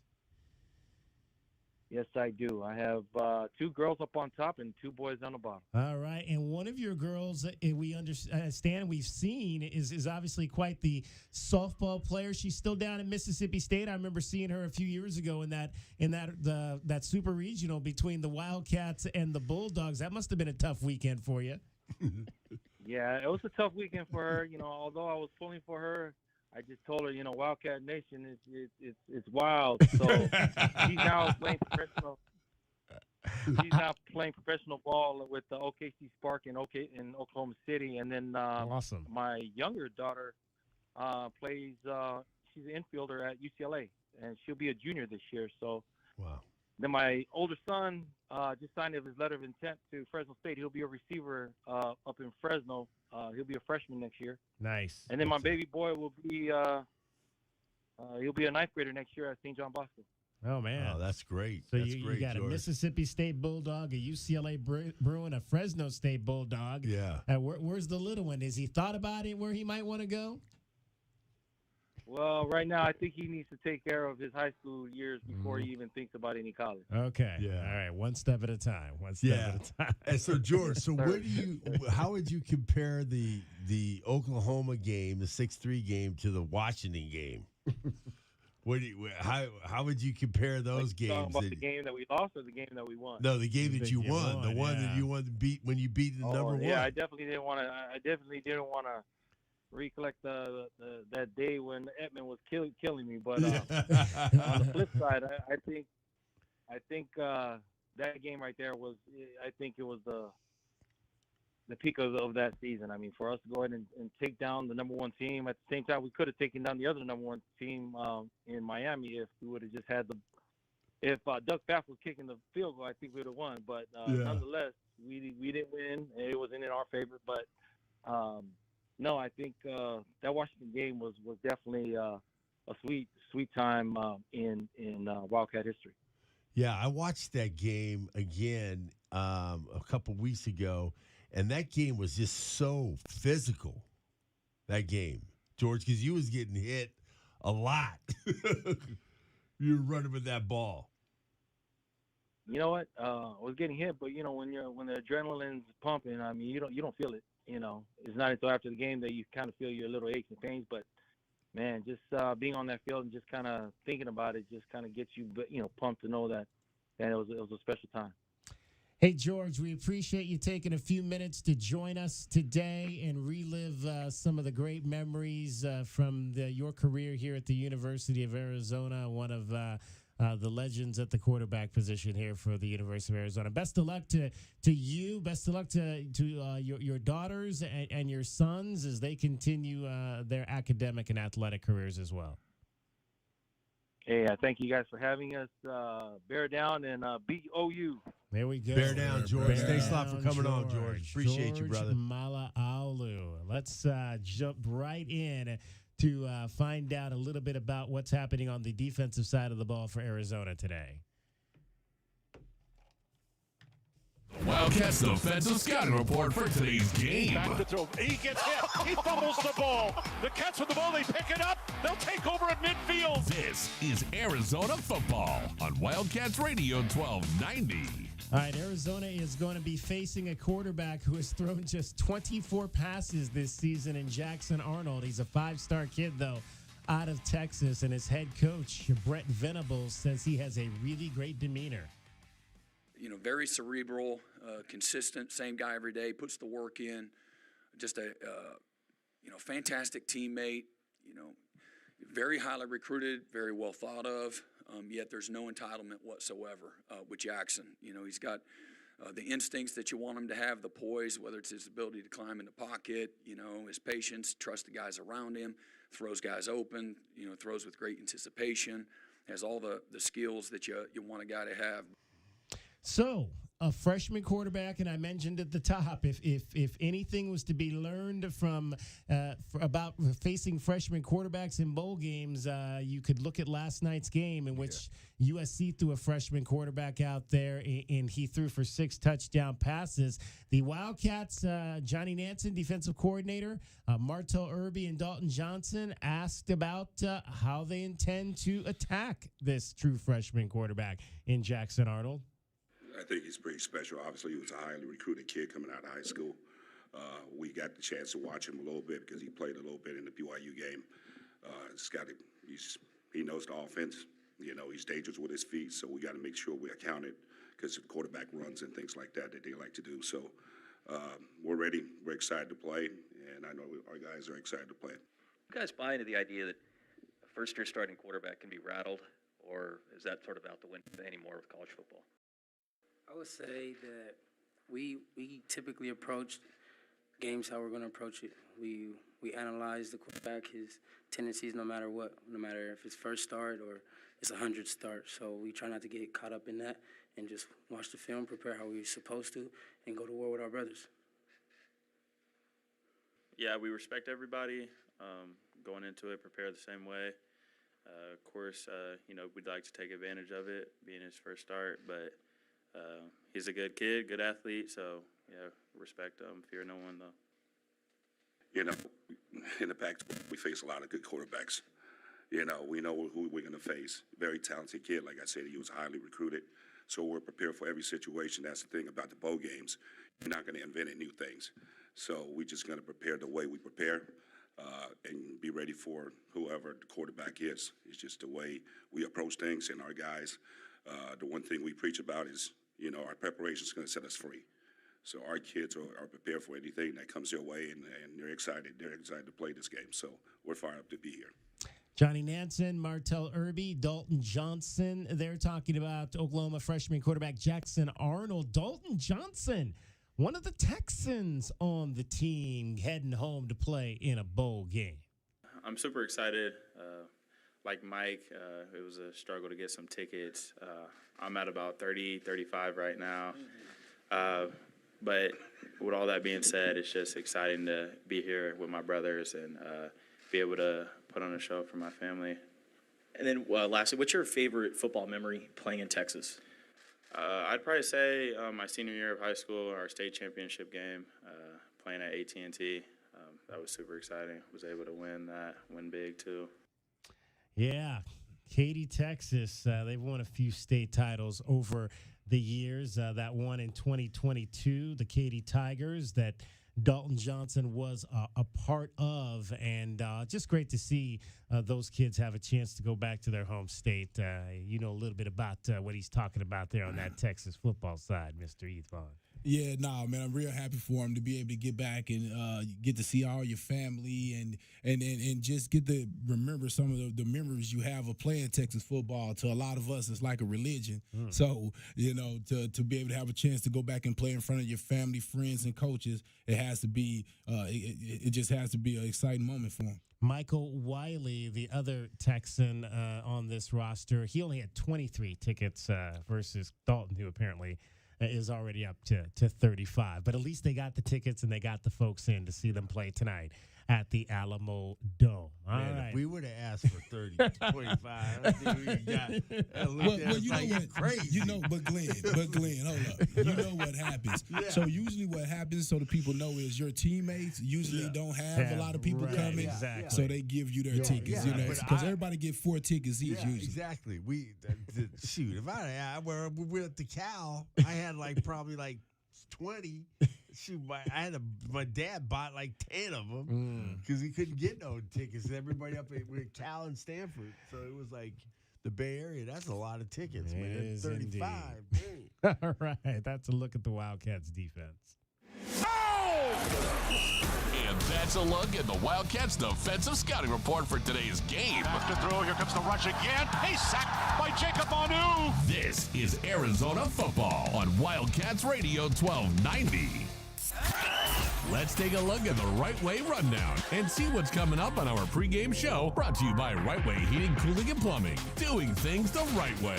All right, we are well into hour number 2 already. We still got your scoreboard coming up. We're going to go into the captain's corner and talk with Kelvin Hunter from the class of 1999, plus all the good stuff, best of the game, keys to the game, best bets, all of that is straight ahead. It's the Meridian Wealth Management pregame show, also brought to you by Dave & Buster's, the best place to eat, drink, play, and watch tonight's game between the Wildcats and the Sooners. With Kelvin Efon, J.W. Madden, and Glenn Howe, I'm David Kelly. You're listening to Wildcats Radio 1290. This hour of the Meridian Wealth Management pregame show is brought to you in part by Blue Whale Car Wash, Caruso's Italian Restaurant, Cool Willie's Air and Plumbing, The Diamond Store, Goldberg and Osborne, Goodfellas AC, Humane Society of Southern Arizona, Lexus of Tucson, Nova Home Loans, Recon Auto Detail, Ride Now Power Sports Tucson, and the Tucson Police Department. Coach Tommy Lloyd here. Did you spend money on your AC this summer? My friends at Right Way will give you back up to $3,000 for those repairs. That's right. No matter who did the repair, we'll buy it back for up to $3,000 towards the purchase of a new heating and air system. No repair bills this year? No worries. We will give you up to $2,000 trade-in plus 0% interest up to 60 months. Manufacturer rebates plus 10-year parts and labor warranty on a new heating and air system. Have an aging heating and air system? Out of warranty? We'll inspect it absolutely free. Call Right Way Heating, Cooling, and Plumbing today. Back to the holiday shopping adventures of Eugene Snarkle and his best friend Doug. Hey, Eugene, we waited a little too long to get our shopping done. The shelves are looking pretty empty. I was thinking of getting everyone a giant-sized bag of Cheezos. We interrupt Eugene's great idea for this message. Does your car, truck, SUV, or sleigh need a little maintenance to get road trip ready for the holidays? Check out jackfurriers.com for savings up to 50% off. Get your vehicle holiday road trip ready at Jack Furrier Tire and Auto Care. Since 1960, here to get you there. What do you mean, trenchless? Means no trench. But it's the sewer line. And they did it without ruining my yard. The yard we're standing in? The very same. I don't know if I trust that. I trust that because I trust them. Them? Ram Plumbing. Locally owned and operated Ram Plumbing, offering a comprehensive range of plumbing services from fixtures to installation to trenchless sewer replacement. Turn to Tucson's most trusted plumber. When your plumbing's in trouble, call Ram on the double. Online at bestplumbertucson.com. O'Reilly Chevrolet and Wildcat football have been intertwined for almost a century. O'Reilly opened their doors in 1924. 2 years later, in the fall of '26, gravely injured U of A quarterback Button Salmon told the team to bear down, and the rest is school history. It's Truck Month at O'Reilly Chevrolet, and we invite you to test drive our history-making Silverados. See us on Broadway next to Park Place Mall. Call 747-8000 or find new roads at O'Reilly.com. O'Reilly Chevrolet, giving you more since 1924. O'Reilly Chevrolet. Do you often worry you left the garage door open? With a LiftMaster garage door opener powered by MyQ, you'll never worry again. You can control, secure, and monitor your garage from your smartphone anytime from anywhere through the MyQ app. As an authorized LiftMaster dealer, we have smart openers designed for your needs, including belt drive motors for ultra-quiet operation, integrated camera for live video streaming, and battery backup that lets you in when the power is out. Kaiser Garage Doors and Gates is your authorized local LiftMaster dealer. Visit KaiserDoor.com for more information. The new Blue Whale Car Wash, formerly Octopus Car Wash, is now open. They're locally owned and operated and offer many ways for you to save. Start now by downloading the Blue Whale Car Wash app. Then visit their website at bluewhalecarwashaz.com to find a location near you. Don't forget to follow them on Instagram and Facebook for even more savings. And for a limited time, their exterior-only wash is $5 at all 4 locations. Blue Whale Car Wash, proud radio sponsor of the University of Arizona Wildcats. You've heard the term fiduciary when describing financial services, but do you know what that really means? The fiduciary standard requires firms to put the interests of the client above the interests of the financial advisor. This is Natalie Fernandez-Lee, and at Meridian Wealth Management, we intentionally structured our business as a true fiduciary and are in the minority of firms in the industry who operate that way. As I always say, our clients come first, and we mean it. Visit meridianwealthllc.com or call us at 719-1433 today. Advisory services provided by Meridian Wealth Management, a registered investment advisor. Old Pueblo Harley-Davidson is the pre-owned inventory destination with hundreds of pre-owned Harley-Davidson motorcycles to choose from. Save $2,000 or even $6,000 at Old Pueblo Harley's pre-owned clearance sale. Now through the end of the month, Old Pueblo is accepting 100% of all credit applications with low financing options available. Take a test ride and receive a free dealer tee. Only at Old Pueblo Harley-Davidson or online at oldpuebloharley.com. Some restrictions may apply. See dealer for details. Bear down, Wildcats fans. This is the Meridian Wealth Management pregame show on Wildcats Radio 1290. Brought to you by Meridian Wealth Management. Wealth well managed, life well lived. This is the home of the Arizona Wildcats. Wildcats Radio 1290. Now from the 49, Delora to throw. And he's going to throw it downfield, trying to find McMillan, who makes the catch, spins away into the end zone. Touchdown, Arizona. Oh, my. Oh, Jaden Delora. We love you, man. That's awesome. That is freaking awesome. Jaden Delora announcing this week that he is headed into the transfer portal after the completion of the season. He would have had to have, and we talked about this towards the end of the year, he would have had to have graduated in order to have been eligible to transfer again. But the changing of the rule, which was blocked by a federal court judge in West Virginia, that now essentially allows the two-time transfers to happen, means that he can transfer at any point now. And so he'll likely do so as soon as the game is over tonight. It'll be interesting to see where he ends up. And earlier this week, the offensive coordinator, Brennan Carroll, talked about one Jaden Delora. Jaden's been great for us. He's been a fantastic teammate, been a fantastic leader. He's looking for an opportunity to go, to see what's out there. But he's still with us, which is a testament to the kid, testament to the program, that he wants to hang out and finish his last game here with his teammates. He's been awesome all week. He's been awesome all year. And really excited that he's taking the opportunity to see what's out there. And then there was this tweet that came out almost 24 hours ago from head coach Jed Fish, and you rarely ever see this. But Jed Fish said it's been a tremendous 2 years with Jaden Delore as a part of the University of Arizona football team. He has been an outstanding student athlete on and off the field who has positively impacted the trajectory of our team's growth and success. His exemplary leadership while facing tough adversity is evidence of his strong character and selfless commitment to his teammates, coaches, family, and the Wildcat community. Thank you, Jaden, for believing in this program and me as your coach when we were 1-11. You are an elite and selfless teammate who has left your mark on our fields and in our hearts. Amber, the girls, and I, along with our entire team, know that you are destined for greatness in your life, and we will always consider you Wildcat family. Bear down. I don't know that I've ever seen a coach put something out like that about a player who's going to transfer out of their program. You got to remember, he got us 5 games, man. He got us 5 games after 1-11. That's true. So he came to a school that he could have went somewhere else, but he came to us and got 5 games. And to be real about this, so when this first started with Noah Fafita, nobody knew this was going to work. Yeah. So you still got JDL in the plans. Yeah. You still kind of need him. And he still needed to be locked in because you don't know what's going to happen, whether the kid was going to struggle, get injured, whatever. Even in this game, is he actually up? I mean, because the way Coach Carroll was sounding was like he was just hanging out. Yeah. Which I didn't like. I ain't gonna lie, I didn't like that because he's a part of the team. Right. Did he say he's good? He just want to hang out? I heard that.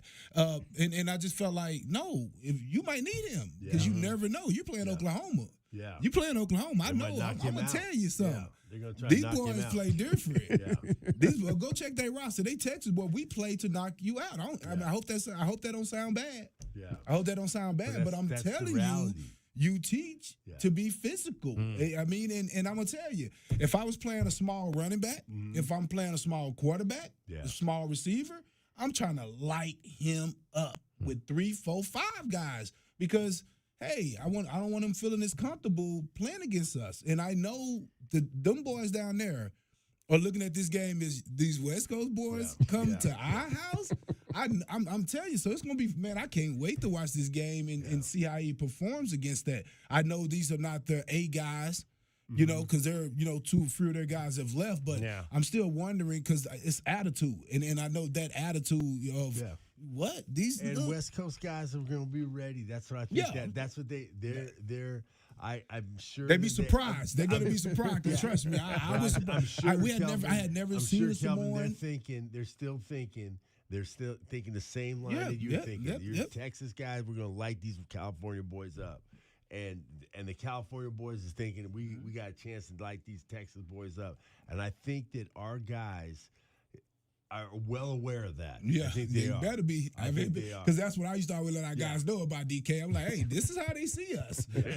Trust me, I was one of those guys. And I had that same attitude when I first came, and then I started playing against Miles Simon. I didn't think Miles was tough, right? But then I started playing against him. I was like, oh, that's why he won championships at Marta Day. So then you start getting a healthy respect because I had to go against these guys. The little Brandon Sanders. You're like, what? That's the all Pac-12 dude. So because a lot of times we don't have we're big, and so we play big football. And so that was my first thing when I even looked at Arizona football. I was like, man, these guys are small, And so that's the attitude, So I'm waiting to see how that all plays out because we used to use it against the teams when I played for Arizona because they didn't realize how tough that we were, and we had a few Texans mixed in there, a few guys from different places mixed in as well, and they didn't expect the Nebraska. They didn't expect for us to be so tough.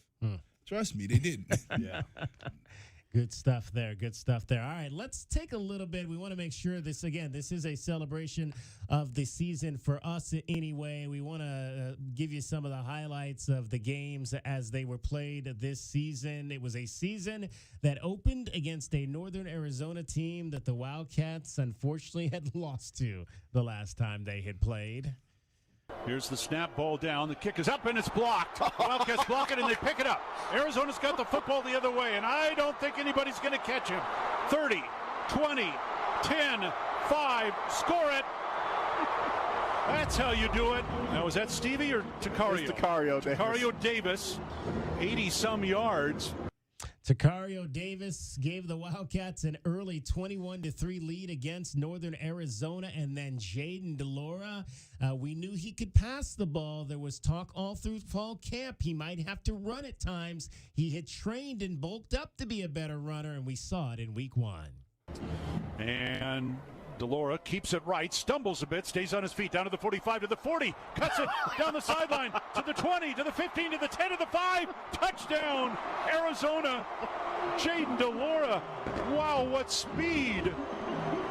He said Speedy Luke who? Jaden DeLora sees the edge, open up, stumbles, keeps his balance, and he takes off up the sideline. Arizona would knock off Northern Arizona. Week 2 would be a road trip down to SEC country. It did not start well for Jaden DeLora with 3 interceptions. This game, though, would get down late as the Wildcats would rally to tie the game and send it to overtime. Now Marks, who started wide right, will come up and go in motion. Looking to throw, and they'll dump it off. Caught inside, breaking a tackle. Pittman, he's loose at the 20, 15, 10, 5, and in. Touchdown, Mississippi State. The Wildcats had him. He got away. Oh, they had him. And that would give the Mississippi State Bulldogs the lead in overtime, and the Wildcats would have a final chance to tie the ball game facing 4th down. DeLora takes the snap, back to throw, under pressure, running out of trouble, running to the near side, down the near side, looking to throw, looking to run, breaks the tackle, dives. Did he get it? I think he got it. Let's see. Let's see if he got the first down. He's at the marker. After review, the runner's elbow was down with the ball short of the 15-yard line. He did not reach the line again. That is the ball game. That might have been the highlight of Mississippi State's season. It did not go well. Their coach would later be fired. Arizona would come back to take on UTEP, and we would begin to see the emergence of Tetero McMillan. DeLora working out of the shotgun. He'll take the snap, play fake to Coleman, back to throw, looking deep, throwing deep, downfield, and that ball is caught. That's a one-handed catch by T-Mac. Oh, my goodness, he does it again. Mark it at the UTEP 32-yard line. How does he do this? What a catch. Right-handed, one-handed, pulled it in. First down, Arizona. Cats going in a hurry. One of the best catches I think we'll ever see here at the University of Arizona. And then on defense in that game, Gunnar Maldonado laying hat. 3rd down, handoff will go to Franklin, breaks a tackle, he has the first down, and then has the ball taken away by Gunnar Maldonado. Maldonado on the run down the left side to the 40, 35, 30, and out of bounds. That's a great play by Gunnar. He just stole the ball from Franklin. A fumble recovered by the defense. First down, Arizona. That was not a fumble, that was a takeaway. It really was. Wildcats beat UTEP to go to 2-1 on the season. They opened Pac-12 play at Stanford, and Jacob Manu on his way to an all Pac-12 season. Daniels takes the snap, hit in the backfield, and they're going to sack him back near the 30-yard line. Oh, just what the doctor ordered. About 3 Wildcats in there. Was that Savea back in again? He'd been hurt earlier. Yeah, Manu, Savea. They got back there quickly that time. Huge sack there for the defense. Jaden DeLora would get hurt in the 3rd quarter of that game. Noah Fafita would come in and lead the Wildcats to a victory. Huge play here. Fafita from the gun. Coleman to his left in the backfield. Noah to throw. Fires it right. Caught by Cowing, and this time he's got the first down out to the 25-yard line. And this is where Noah Fafita's big arm comes into play, because that's a long throw across the field, and he's got a cannon. He just launched that ball where no one had an opportunity for it. That's when you knew that Noah Fafita might have something to play with when he was able to convert a pair of big 3rd downs late in that game to seal the victory. That's our first step down memory lane for this ball game. Let's take a step onto the scoreboard and let you know what's happening around college football. Here is today's Pac-12 scoreboard, brought to you by Mesquite Valley Growers. Mesquite Valley Growers. Real growers, real experience, real nursery. On Wildcats Radio 1290. All right, 4 bowl games today. 2 of them are already final. Boston College knocked off number 24 SMU in the Fenway Bowl at Fenway Park, 23-14. That's an upset. Another upset of sorts. Rutgers takes out Miami in the Pinstripe Bowl at Yankee Stadium. Don't upsets today on the baseball fields of America. In progress right now is the Pop-Tarts Bowl. I don't know where that is. Can you imagine getting nuts with Pop-Tarts? I used to love Pop-Tarts, man. Kansas State, number 25, leading NC State by a score of 7-0. Let's talk about a few other bowl games involving the Pac-12 teams. It was UCLA beating Boise State 35-22 in the Brands LA Bowl. That was Gronk's Bowl. So the Bruins got a win there. California fell to Texas Tech in the Technologies Independence Bowl down in Shreveport, 34-14. No one's got to spend New Year's Eve in Shreveport this year. Last night, how about the USC Trojans with the freshman quarterback Miller Moss throwing 6 touchdown passes? USC knocked off Louisville, the number 15 team in the country, 42-28. Lincoln Riley take a sigh of relief? I think he can take a little bit of a sigh of relief there. And, of course, the college football playoffs games will be on New Year's Eve coming up on Sunday. And it'll be Alabama versus Michigan. And, of course, Washington taking on Texas. Those will be the 2 semifinal games coming up this weekend. All right, we've got a whole lot more. That is, though, your first look at your scoreboard. That's today's Pac-12 scoreboard, brought to you by Mesquite Valley Growers. Mesquite Valley Growers. Real growers, real experience, real nursery. All right, we're headed into the Captain's Corner next. It's the Meridian Wealth Management pregame show along with Kelvin Efon, Glenn Howe, J.W. Madden. I'm David Kelly. Arizona and Oklahoma tonight in the Alamo Bowl. This is Wildcats Radio 1290. Bear down, Wildcats fans. This is the Meridian Wealth Management pregame show on Wildcats Radio 1290. Brought to you by Meridian Wealth Management. Wealth well managed, life well lived. This is the home of the Arizona Wildcats. Wildcats Radio 1290. Southern Arizona Radiology Associates have been dedicated to providing superior images and quality care for the last 35 years. They're the one you trust when you need an X-ray, CT scan, ultrasound, mammogram, or MRI. They have locations in Tucson, Green Valley, and Sierra Vista. Ask your doctor to refer you to Southern Arizona Radiology Associates today. That's Southern Arizona Radiology Associates. Visit their website at sararadiology.com or call 520-335-6849 for more information. My heat and air were in a state of disrepair. Don't let heating or plumbing problems spoil your holidays. I'm Ron Arenas, the owner of Picture Rocks Cooling, Heating, and Plumbing. We'd like to wish you a safe and happy holiday season and a very Merry Christmas. When you need us, call 520-440-4069 for honest service to the Tucson area for over 22 years. Picture Rocks Cooling, Heating, and Plumbing. Do you often worry you left the garage door open? With a LiftMaster garage door opener powered by MyQ, you'll never worry again. You can control, secure, and monitor your garage from your smartphone anytime from anywhere through the MyQ app. As an authorized LiftMaster dealer, we have smart openers designed for your needs, including belt drive motors for ultra-quiet operation, integrated camera for live video streaming, and battery backup that lets you in when the power is out. Kaiser Garage Doors and Gates is your authorized local LiftMaster dealer. Visit KaiserDoor.com for more information.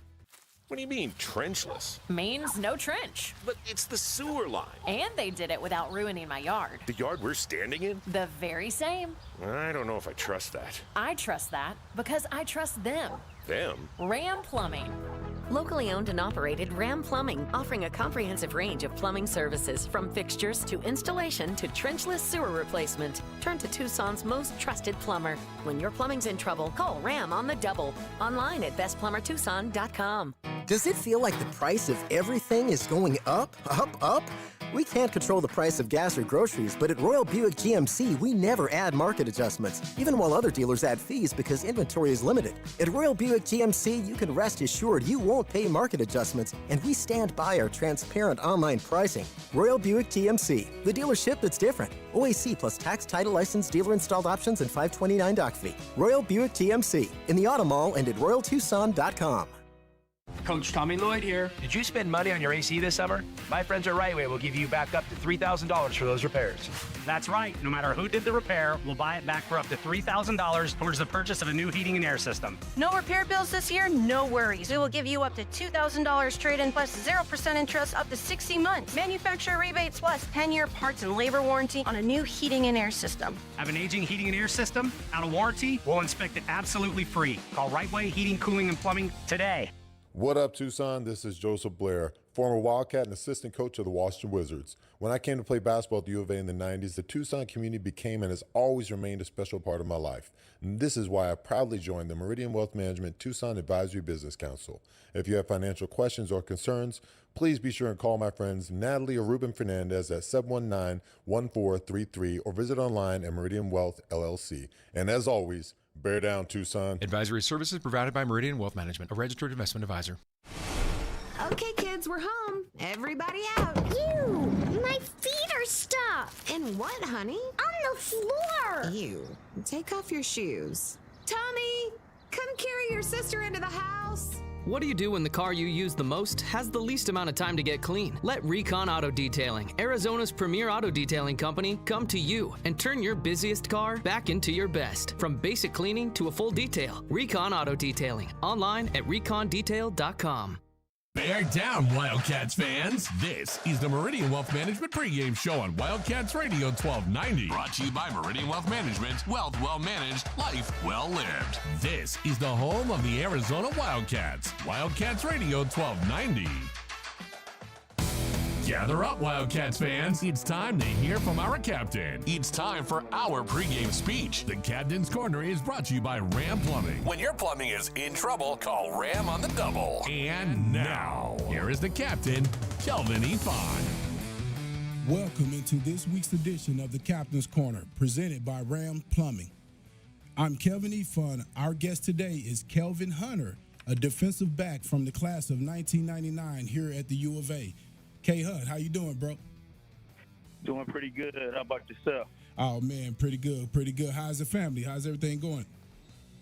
Family's great, you know. Went to Cali for Christmas. Now we back in Phoenix just hanging out, you know, just enjoying the time before it's time to get back to school for me and my son. So. Okay. And so currently you are a high school coach up at Williams Field? Yes. I teach at Williams Field. I teach special education, learning disabilities at Williams Field, and I'm the head track coach and the defensive coordinator. All right. Yes, sir, man. Already, man. Now, so 25 years, 12-1, man. Man, tell me what sticks out about that. You know, we won that Holiday Bowl 25 years ago. This time, tell me what do you think about that? Oh man, shoot. That team in itself, I mean, it's the cliche is always the band of brothers, but we were more than that. You know, like when we go back down there, we still telling it's the stories. You know, like playing with you, playing with Trung, playing, you know, just those dynamic athletes. Like when you really think about that team, you just think of a group of individuals from different places that came together to you know. And had a lust to win.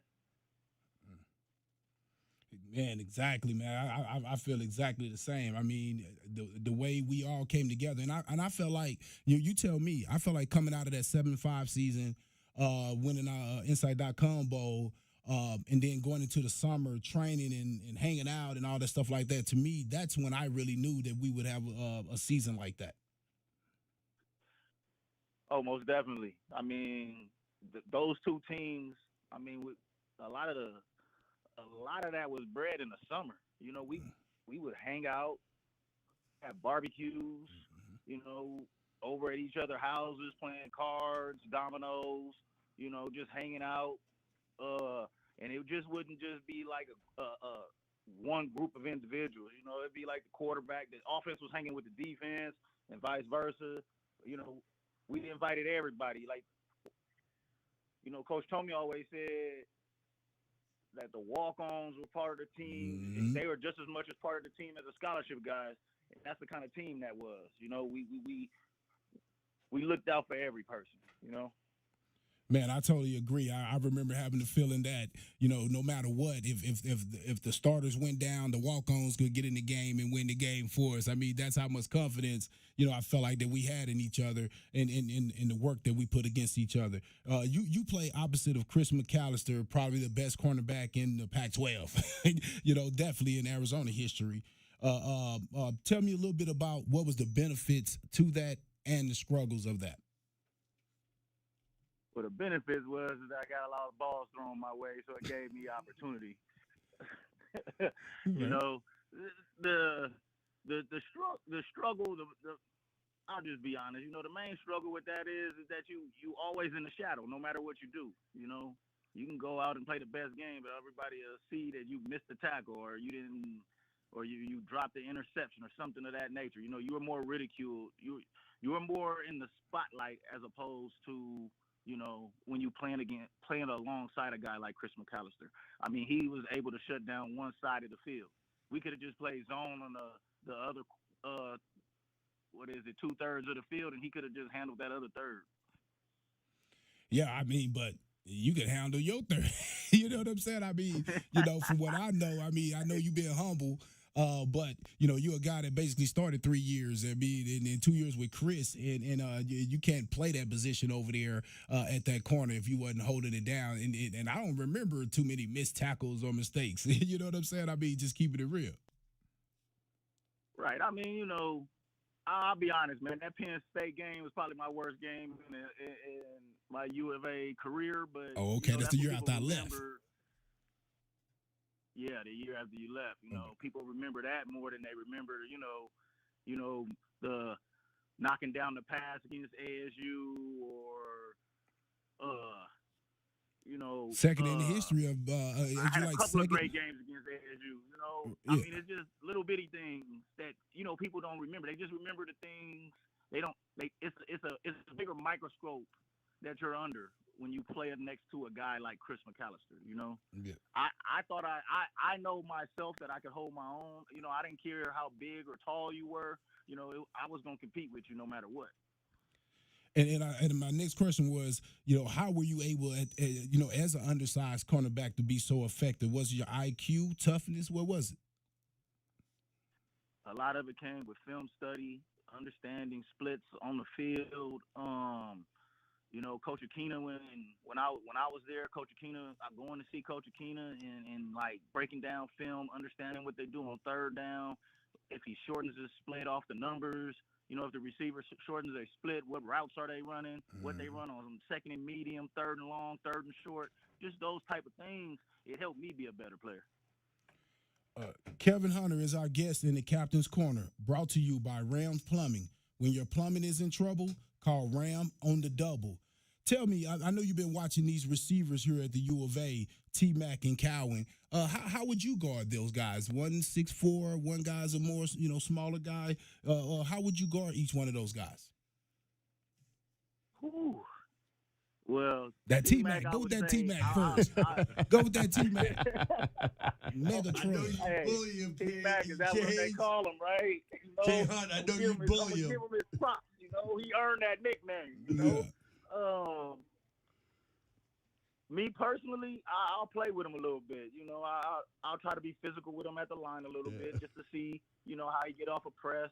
But me personally, I would play him off a little more and make him beat me with underneath routes. I wouldn't try to let him, get vertical on me.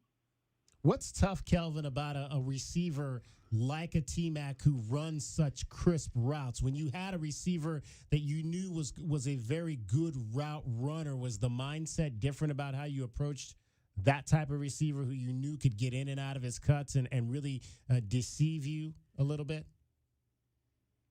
Not really. Again, the watching film is usually what'll help what helps a DB when he's in the game. So I would just watch as much film as I could to see if he shortens his split, what routes he running. If he's on the outer part of the numbers, what routes does he run based off of the down and distance? If he's on the middle of the numbers, what routes is he running? Just little things like that would help during the course of a game, and then from there you just play the percentages. And what about dealing with a guy like Cowing, who's basically getting a lot of screens and little short passes and more of kind of like a scat back, running back type of slot receiver? Well, if I'm in the slot, I'm gonna try to, you don't want to be too aggressive with a guy that quick. So, I would use my speed with his speed. So what that means is I'll play like a soft catch technique and try to get on that hip. Kelvin Trayton Stukes is a young man that's obviously came from the Valley, the Phoenix area, came down here as a walk-on, has played his way into the defensive backfield as a captain and a primary a guy that this defense can depend on. What have you? He started on the outside. He's transitioned into the slot this season. We've had a chance to really see his tackling ability from the slot. I don't know if you've watched him specifically, but what have you kind of liked about the way that young man has transitioned between the boundary corner to the inside slot? Oh, I thought that was one of the better moves. Honestly, I thought that's where he should have been playing from the get-go. He's long and lanky, and he's quick. So when you long, you can take away routes, a lot of different routes from the slot receivers. And with a guy to me it looked like he has a high football IQ. So he can recognize a formation and probably analyze and say, hey, if this slot does this one, these three things, this play is about to happen. So he can analyze it quickly and then get there a lot faster. Well, what other DBs that stand out to you and why? I was definitely one of my questions I want to ask. What other DBs stand out besides Trayton? I like Prysock, to be honest. Mm-hmm. He's always around that ball. He's what he got, 6'4". I like Tacario Davis too. I think that's how you say his name. Yeah. I like Davis too. Davis reminds me of me in college, always dropping interceptions. Oh, that's why you had so many PBUs? Is that why you had so many pass breakups? Exactly, right? Because you was like second to Chris. Chris had 15 and you had 14. And then pretty much. I mean, I think I dropped at least 12 in college. I'm not gonna even lie to you.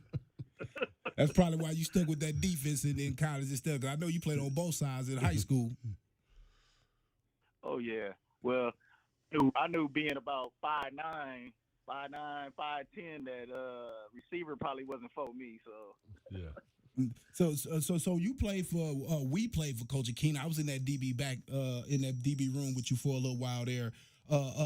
Tell me, what type of coach is Coach Akina, and what do you think is that what imprint has you think he's put on this team? Man, Coach Akina he's the ultimate player's coach. He can relate to anybody. He's a great family man, so he just knows how to talk to each individual athlete. He knows how to get the most out of each and every one of them. He's going to teach you the game.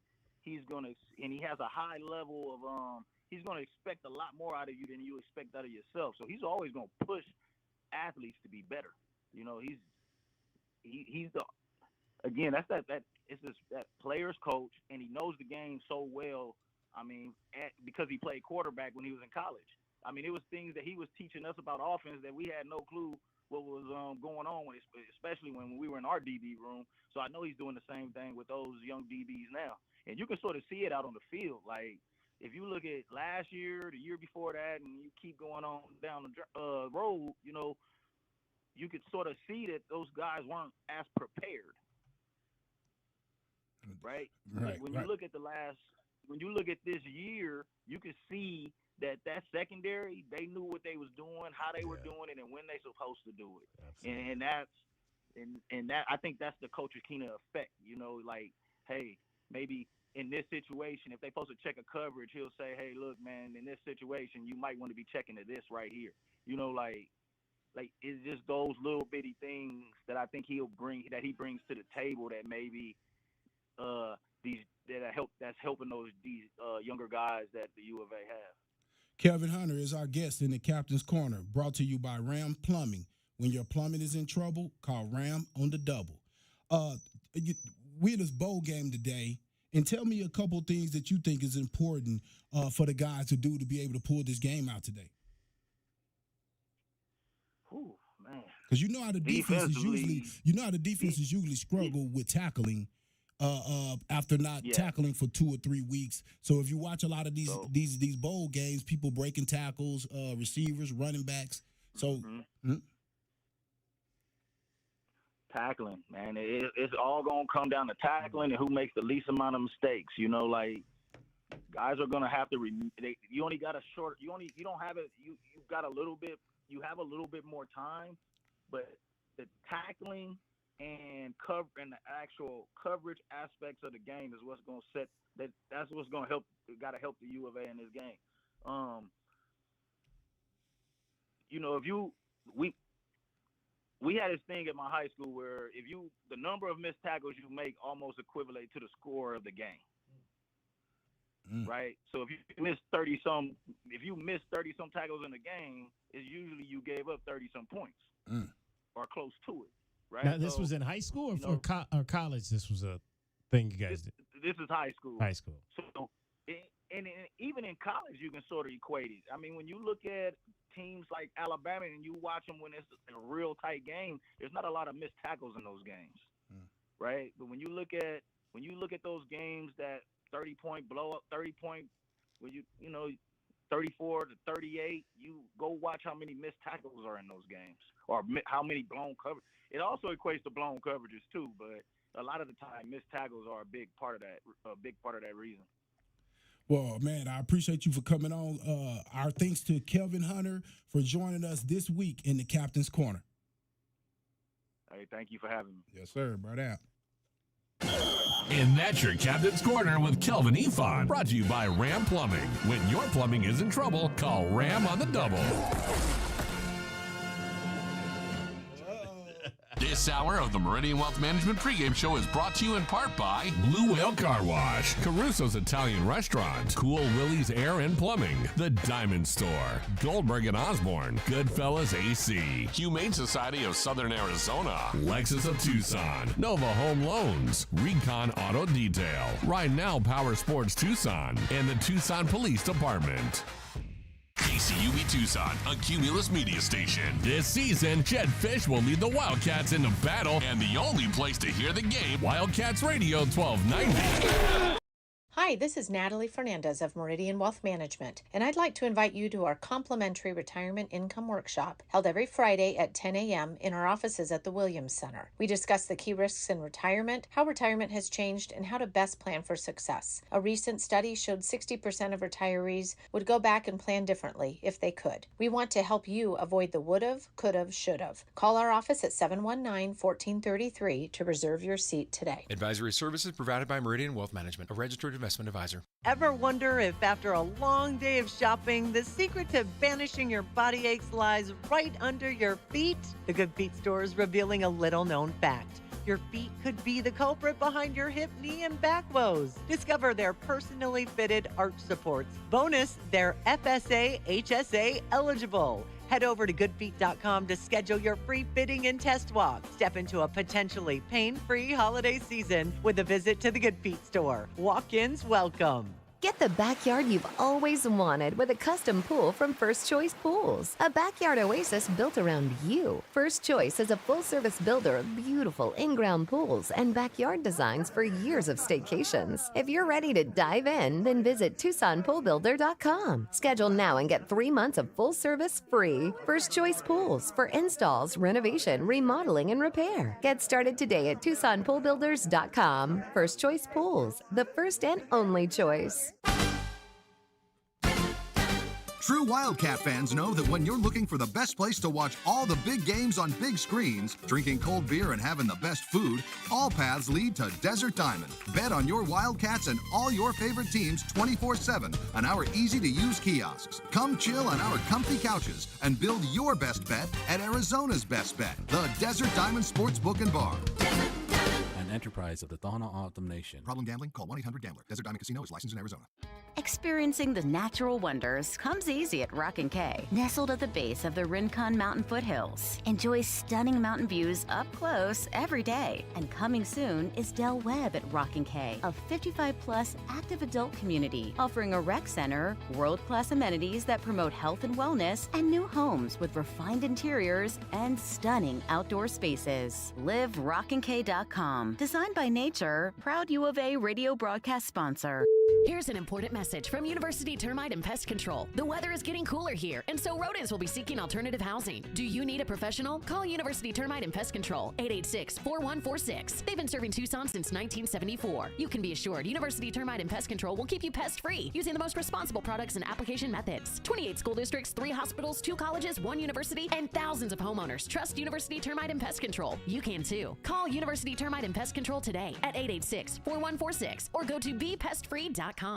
At Standard Restaurant Supply, their vision and #1 goal is to improve the lives of their customers and clients by providing a better culinary experience. Standard Restaurant Supply, if it's in a restaurant and not food, they have it. Open to the public, no membership fees, and they offer bulk store pricing without the bulk store purchase. Open Monday through Saturday at 601 South Cherry Avenue or call 885-2345. Standard Restaurant Supply is a proud sponsor of the U of A Radio Sports broadcast. As Arizona's leading personal injury law firm for more than 30 years, Goldberg & Osborne agrees, bear down, Arizona. With offices statewide, including 5 in Tucson and Southern Arizona, the Eagle gives you home field advantage. More than 1,800 5-star Google reviews prove Goldberg & Osborne has the playbook for any situation. So after any accident, let the attorneys voted best personal injury law firm tackle that insurance company and get you the settlement you deserve. Goldberg & Osborne, 1-800-THE-EAGLE. Bear down, Wildcats fans. This is the Meridian Wealth Management pregame show on Wildcats Radio 1290. Brought to you by Meridian Wealth Management. Wealth well managed, life well lived. This is the home of the Arizona Wildcats. Wildcats Radio 1290. First and goal. Penix will hand off right side. Bernard fumbles the football, and Arizona's got it. Well, that's the way to turn it back. That is the play that Arizona needed. We talked about it earlier. They need a momentum changer. Great job of Arizona just popping that ball out. Dalton Johnson forcing fumbles, establishing himself as a primary player in Johnny Nanson's scheme against the Washington Huskies. Noah Fafita would get his first start of his career and find his buddy from high school, T-Mac. First and goal, Wildcats at the Husky 10. Fafita takes the snap, looking left, going towards the end zone for McMillan. Makes the catch. He's got it. Touchdown, Arizona. That's a big-time catch by Tetero McMillan. He throws the ball up, and T-Mac just goes way up in the air. He jumps out of the stadium to catch that ball. Touchdown, Arizona. Wildcats, though, would lose to the Huskies 31-24. Huskies won the Pac-12 championship. They're playing in the college football playoff. Next, it was USC in Los Angeles. This game would come down to the very end. Wildcats had an early lead. The Trojans battled back, and USC was lining up to try to win the game late. A 25-yard attempt to put USC in front, and unless the clock stops in a hurry, and a high snap, and then he can't get the kickoff, and Arizona recovers, and we're going to go to overtime. Oh, my goodness, can you believe it? Oh, my. Wow. We are going to overtime. 3 overtimes, in fact, the Wildcats would play against USC. It would come down to the 2-point conversions. Wildcats, or the Trojans would get theirs, and Arizona would try to get theirs in the third. We'll line it up. DJ Williams will be the running back. Fafita under center. Front set left. Single man right is Cowan. Fafita will pitch back. DJ Williams being chased. He's tackled. It's over. And USC has won this game in 3 overtimes. 43-41. Arizona at that point in the season was 3-3. Let's tell you what we've got coming up in this final hour of the program. Let's take a look at the Right Way Rundown and see what's coming up on our pregame show, brought to you by Right Way Heating, Cooling, and Plumbing. Doing things the right way. All right, who is that Oklahoma Sooners player that's going to get under Arizona's skin? We'll find out our pests of the game coming up. Keys to the game, as well as best bets. Arizona is a 2.5-point favorite in this game tonight. But first, we've got another special guest on our hotline here tonight, Glenn Howell.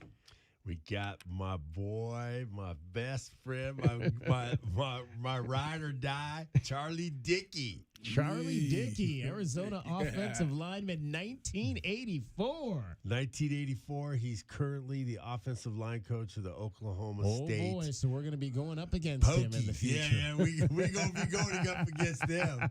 We definitely are. Hey, I would hate to have to go against them after Coach Dickey do the inspirational speech to the team about beating Arizona. Charlie, welcome to the show. Well, thank you very much. It's great to be on. Charlie probably has no voice right now because they won last night. That was a close game. It was pretty good, huh? Yeah, it was a good game. It was great to get the win, and we finished the season with 10 wins, and you know it was just a lot. It was a lot of fun, you know, and beat an SEC team. So it was a great finish to the season. Yeah, Charlie, we got Kelvin Ifan over here. Kelvin, how's it going? Oh, man, I'm doing good, Coach. I'm doing good.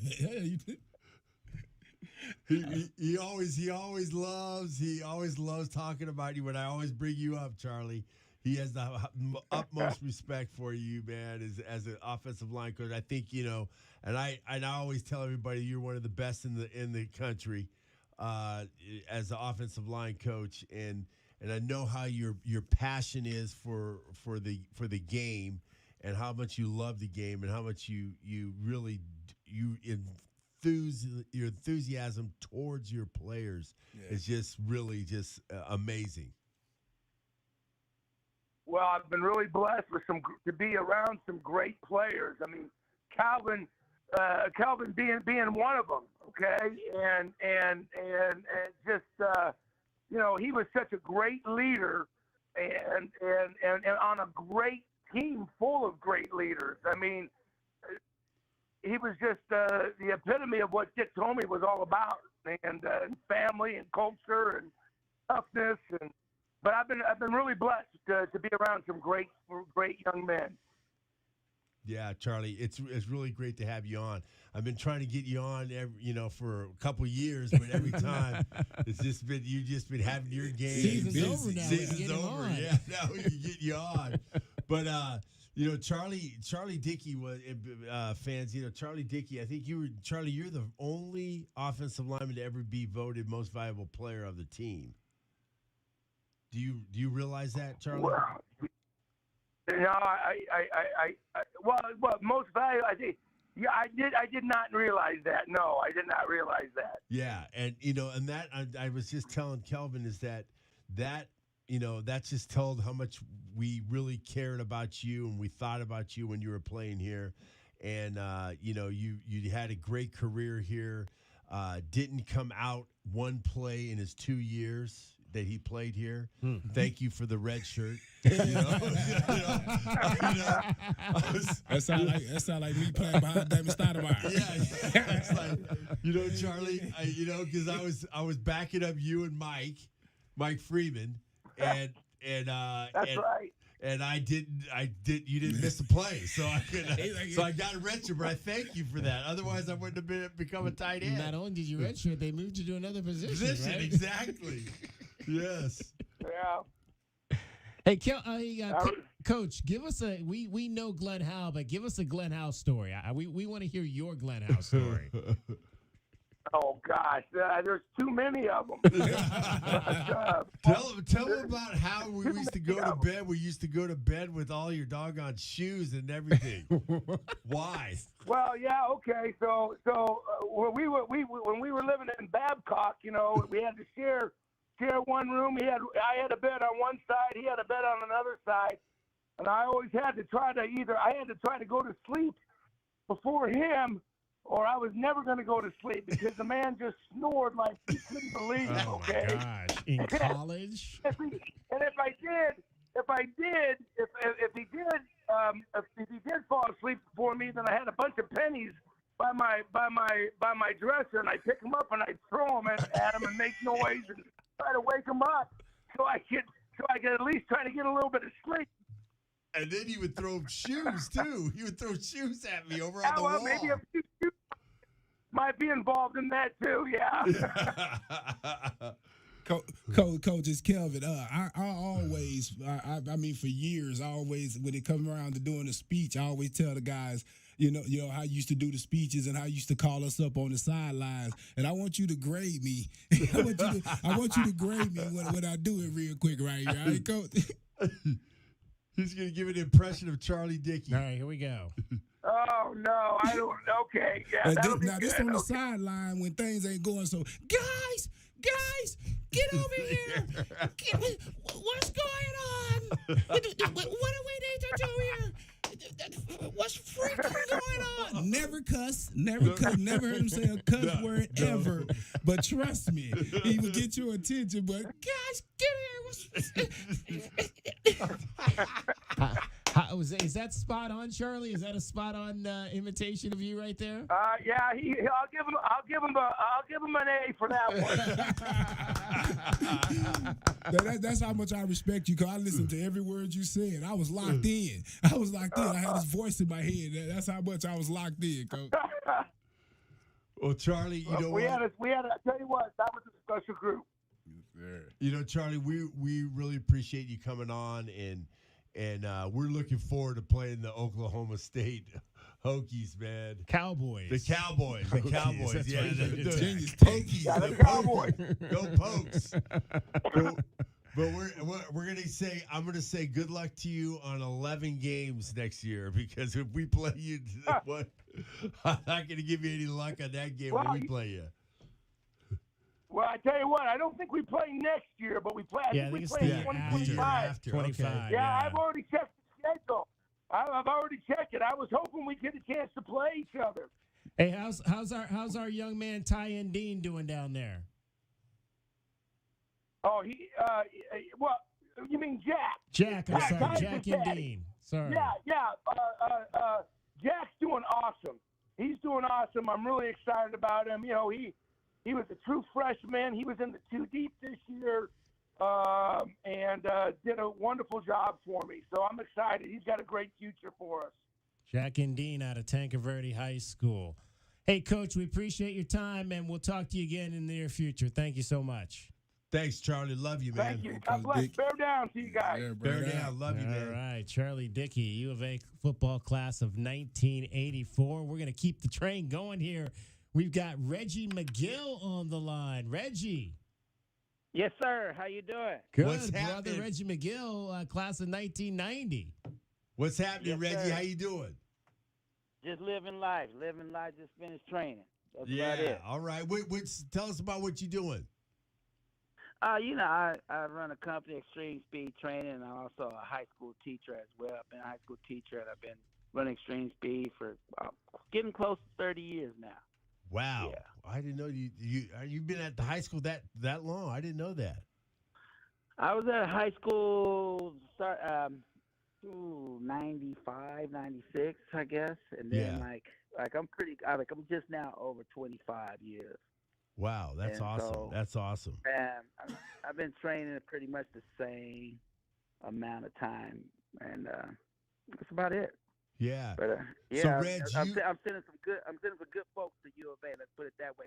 Because I'm gonna tell y'all right now that Adam Muhammad, when he get there, he's right. He's right. Real. Okay. Yeah. All right. He's running back. one of our guys. Yeah, the running back. Yeah, so running back for next year, y'all will see. He's about as real as they get. Oh, that's awesome. That's a great endorsement from you, man. Yeah. Well, he's been coming. He looks good. I'm telling you. So y'all gonna be impressed. Trust. But anyway, yeah. So let's talk about that game. Where we at right now? Yeah. So Reg, you played in that 6-3 game where we beat Oklahoma in Tucson. 100%. You remember that game? I do. And tell us some of your memories of that game. Hot. it was hot the year before when we played at Oklahoma. It was that kicked off the mental, physical play because I don't know what it was, but the year before that probably was one of the most physical games that I've ever played in. Like I thought it was like a rival game. I thought we were going to Oklahoma, but they were really treating us like we were Oklahoma State. Yeah. And so that was a hard-hitting game when we went there. I believe we knocked out both of their quarterbacks, but they were both sides of the field, and so that set up for that 1989 game. And but we should have beat them in '88, and we just finished the deal in '89, I believe. Yeah, because I felt like we're going into. Go ahead. Yes. Go ahead. I just felt like going into that game, we could do it. We felt we could. Why? Because our styles were so similar, and I think it showed. Like they ran a lot of the same type of option and everything that we ran. So their defense had a beat on ours, and our defense definitely had a beat on theirs. And both teams is kind of like teed up on each other. Hence, therefore, it wasn't a high-scoring game, but it was an entertaining game because there was a lot of big hits. Yeah. Do you have any fond memories of a play that you had in that game? Because I know you're at the tailback position, and did you play fullback too, or did you play just tailback? No, that was Art. So yeah, I can give you the ending towards the ending where they're just running me on 40-41, and Art had to go to fullback because the fullbacks were injured, right? And then I went to tail, so we was switching, but Art had to stay at fullback, and I think he was the soldier of the evening because we were running every play up the middle, and Art had to fill in for the guard and hit the defensive tackle every time. Oh, so and I just remember him telling me, yeah, and he's telling me, he's like, I can't do this no more. And I said, yeah, you got to do it. I said, you the only one. and we just kept getting no, but his eyes were about as red as he was hurting. And he was a soldier for that game. Seriously. Yeah, that's awesome. That's bearing down right there. Yeah. That's what you call hey, I mean, really, yeah. Really and truly, we did not. I mean, because like I said, we were ready in 1989. We felt like we were going to beat them. We went out there and we finished the job, but we were all in. Everyone was all in, But like I think them was the two. I mean, playing Oklahoma was just a physical, hard-hitting game, and I really believe it was because of the similarities in the offenses we ran. Yeah. And so that was about it. Yeah. So Reggie, what do you think of our current roster or what we have on the offensive side of the ball, and what do you see and what do you like? Well, honestly, I haven't been watching except for this year. I watched a little bit last year, and I started watching a lot of games this year, and I love the direction the offense came a long way. That pro style, I think they give you a lot of different formations and stems and everything, to where you really have to be paying attention on defense. And I think that's where coach is doing a great job. Yeah. We getting the points, and the scores are adding up, and I don't think if everyone understands offense, but our offense is high potent right now. And they just got to keep letting it ride. It absolutely is, Reg. We really appreciate you coming on, man. And I know you're looking forward probably to watching the game tonight. It's going to be a great game. Oh, most definitely. And most definitely. And I hope you have a happy and healthy new year. And thanks for coming on. We appreciate you, my brother. Bear down. I appreciate y'all. Bear down. I love it. Love the direction. Have a great day, great game. Let's go get it. Bear down, gentlemen. Reggie McGill for the Arizona Wildcats, class of 1990. Boy, that was a great segment there of getting a chance to hear from some Wildcat greats. Indeed, Reggie runs a speed school up in the Valley. Yep. Training athletes. So he's got one of our guys that's coming down, and he's telling us that he's going to be the one. All right, let's get a break in here. We've got 2 segments to go. If you want to get in, you get in now. 520-848-1290. If you want to do that, we will have our pets to the game, keys to the game, best bets all straight ahead. It's the Meridian Wealth Management pregame show. Arizona, Oklahoma tonight in the Alamo Bowl in San Antonio. This is Wildcats Radio 1290. This hour of the Meridian Wealth Management pregame show is brought to you in part by Broadway in Tucson, Dave & Buster's Tucson, Dorado Rock, First Choice Pools, The Good Feet Store, Jack Furrier Tire and Auto Care, O'Reilly Chevrolet, Ram Plumbing, Restaurant Supply Store, Right Way Heating, Cooling and Plumbing, Rocking KA Master Plan Community Design by Nature, and University Termite and Pest Control.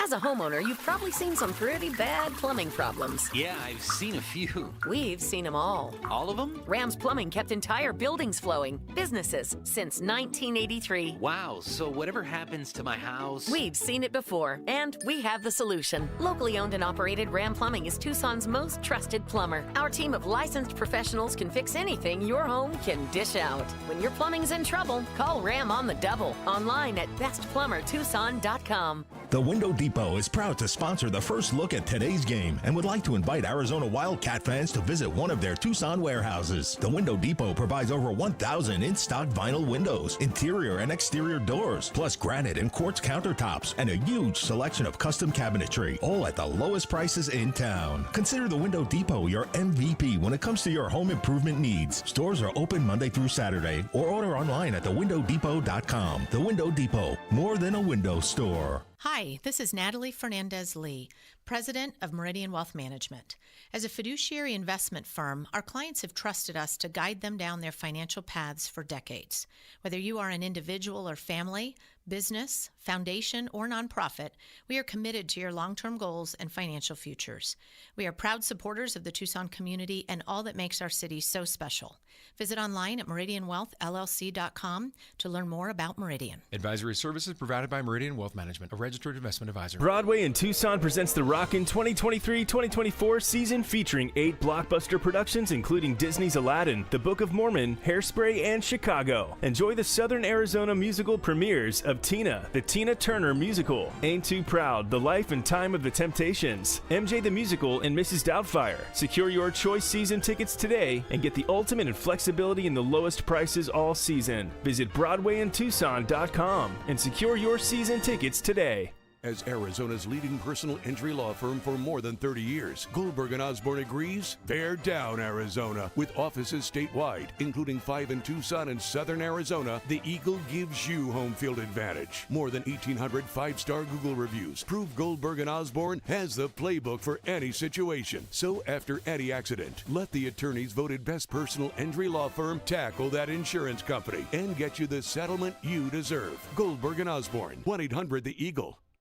O'Reilly Chevrolet and Wildcat football have been intertwined for almost a century. O'Reilly opened their doors in 1924. 2 years later, in the fall of 26, gravely injured U of A quarterback Button Salmon told the team to bear down, and the rest is school history. It's Truck Month at O'Reilly Chevrolet, and we invite you to test drive our history-making Silverados. See us on Broadway next to Park Place Mall. Call 747-8000 or find new roads at O'Reilly.com. O'Reilly Chevrolet, giving you more since 1924. O'Reilly Chevrolet. Frog and Firkin, a standout among the bars and restaurants in the University area. Frog and Firkin does what very few pubs can, combine a festive atmosphere and great beer with a menu that could stand on its own in any restaurant setting. A sports enthusiast dream with over 30 TVs, 30 beers on tap, and over 100 import and domestic bottles. Daily drink and food specials, and the kitchen is serving until 10. A standout in the University area. Frog and Firkin. Eat local, support local. frogandfirkin.com. Caruso's, a Tucson tradition since 1938, located on historic 4th Avenue. For 4 generations, Caruso's handmade sauce has been prepared with love by a family member, using only the best ingredients. Enjoy specialty Italian dishes like lasagna al forno, chicken tetrazzini, real Italian sausages, spectacular pizza, as well as many vegetarian options. Caruso's offers outdoor dining on their garden patio, with indoor dining also available. Open Tuesday through Sunday, with all your favorites available for takeout. For more information, call 520-624-5765 or visit their website at carusositalian.com. Bear down, Wildcats fans. This is the Meridian Wealth Management pregame show on Wildcats Radio 1290. Brought to you by Meridian Wealth Management. Wealth well managed, life well lived. This is the home of the Arizona Wildcats. Wildcats Radio 1290. So here's Rogers out of the shotgun. Got Marks to his right in the backfield. Throws it right. It's caught at the 10 and an immediate tackle down there. And a heck of a tackle by Irby. That may be a loss on the play back to the 11. As Griffin made the catch, but Irby was right there. Martel Irby, one of the seniors, will be playing his final college football game tonight, a transfer from UCLA who thought about giving up football but came here to the University of Arizona, has been a difference maker on this defense and talked about how far he's come.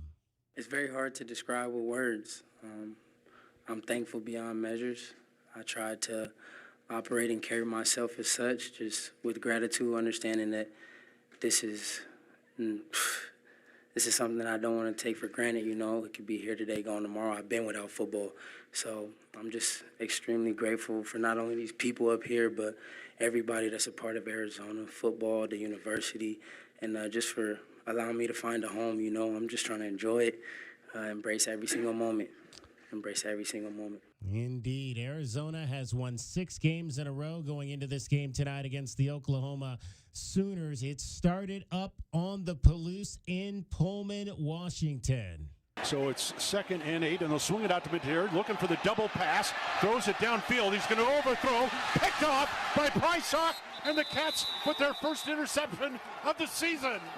That play was not open at all. Prysock had it all the way. Prysock was playing safety that time, and he did a great job finally getting. Yeah, only 6 interceptions on the season for this defense. It would be a big ball game for Jonah Coleman in the win over Wazoo.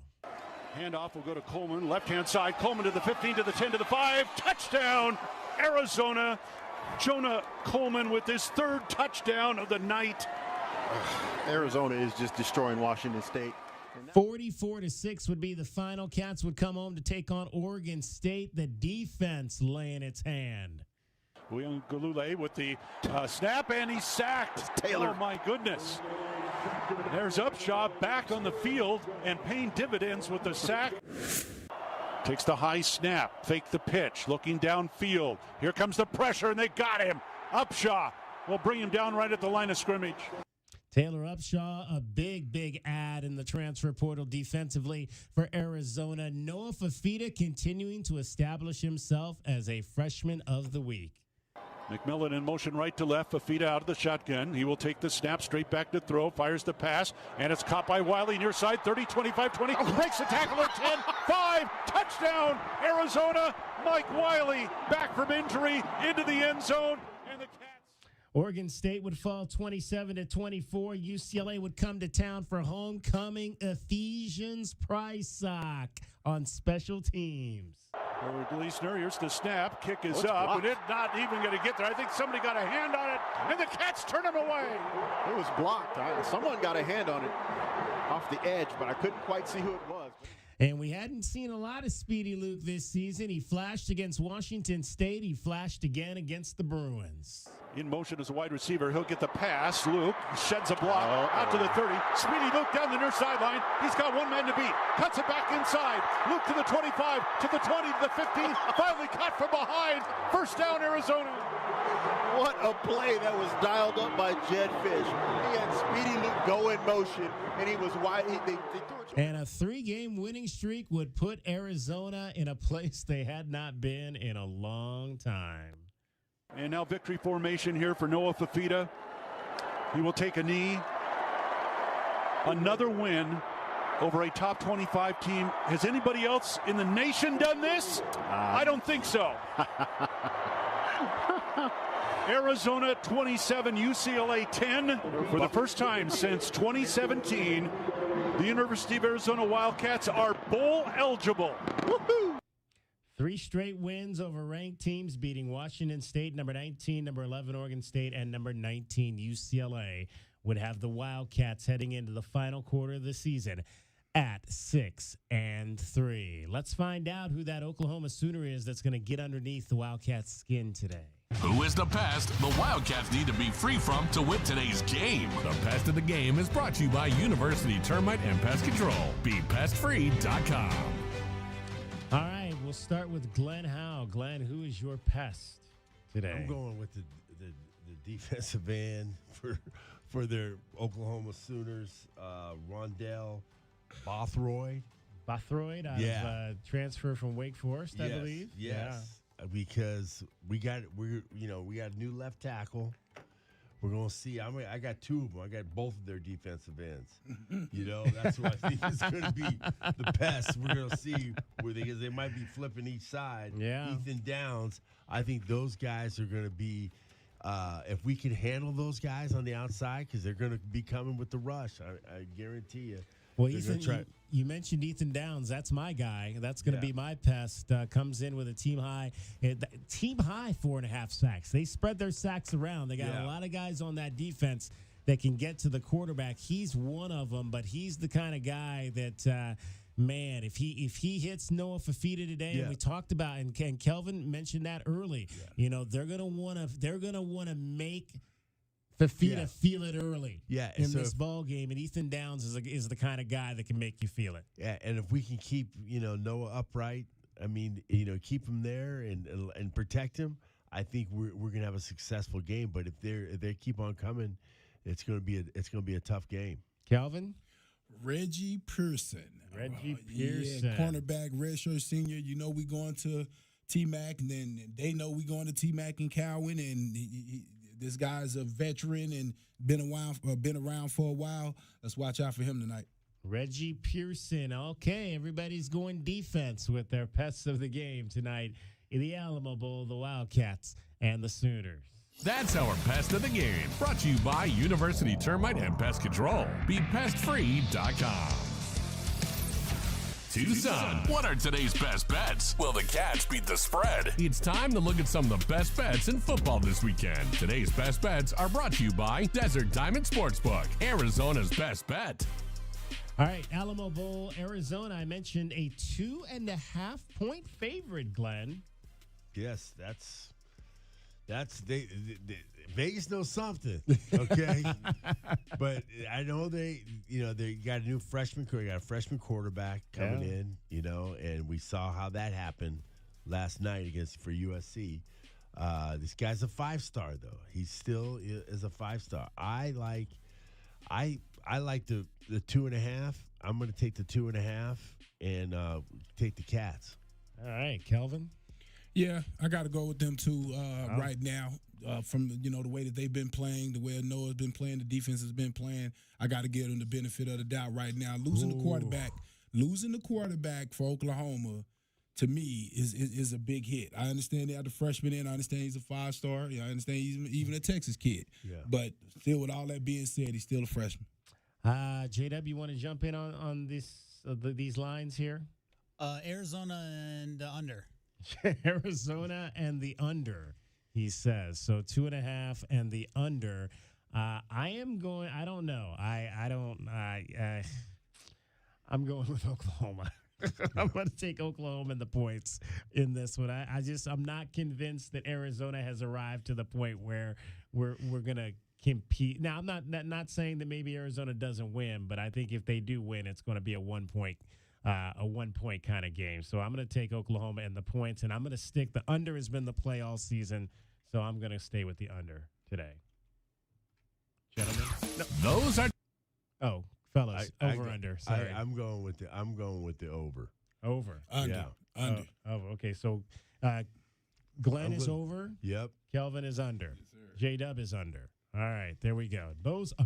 That's how we think this is going to happen in Vegas today. Those are today's best bets. They are brought to you by Desert Diamond Sportsbook, Arizona's best bet. All right, we've got one segment left to go. We'll have our keys to the game. We're going to hear from another special guest. We'll get to the remainder of our walk down the memory lane that is this 2023 season. It is the Meridian Wealth Management pregame show, getting you set for Arizona and Oklahoma in the Alamo Bowl, along with Kelvin Ifan and Glenn Howe. JW Madden, I'm David Kelly. This is Wildcats Radio 1290. Bear down, Wildcats fans. This is the Meridian Wealth Management pregame show on Wildcats Radio 1290. Brought to you by Meridian Wealth Management. Wealth well managed, life well lived. This is the home of the Arizona Wildcats. Wildcats Radio 1290.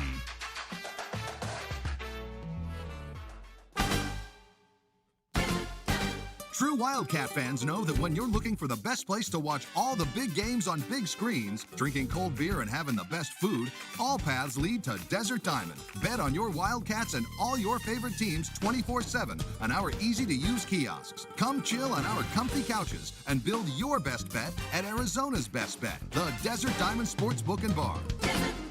An enterprise of the Thana Autumn Nation. Problem gambling? Call 1-800-GAMBLER. Desert Diamond Casino is licensed in Arizona. My heat and air were in a state of disrepair. Don't let heating or plumbing problems spoil your holidays. I'm Ron Arenas, the owner of Picture Rock's Cooling, Heating, and Plumbing. We'd like to wish you a safe and happy holiday season and a very Merry Christmas. When you need us, call 520-440-4069 for honest service to the Tucson area for over 22 years.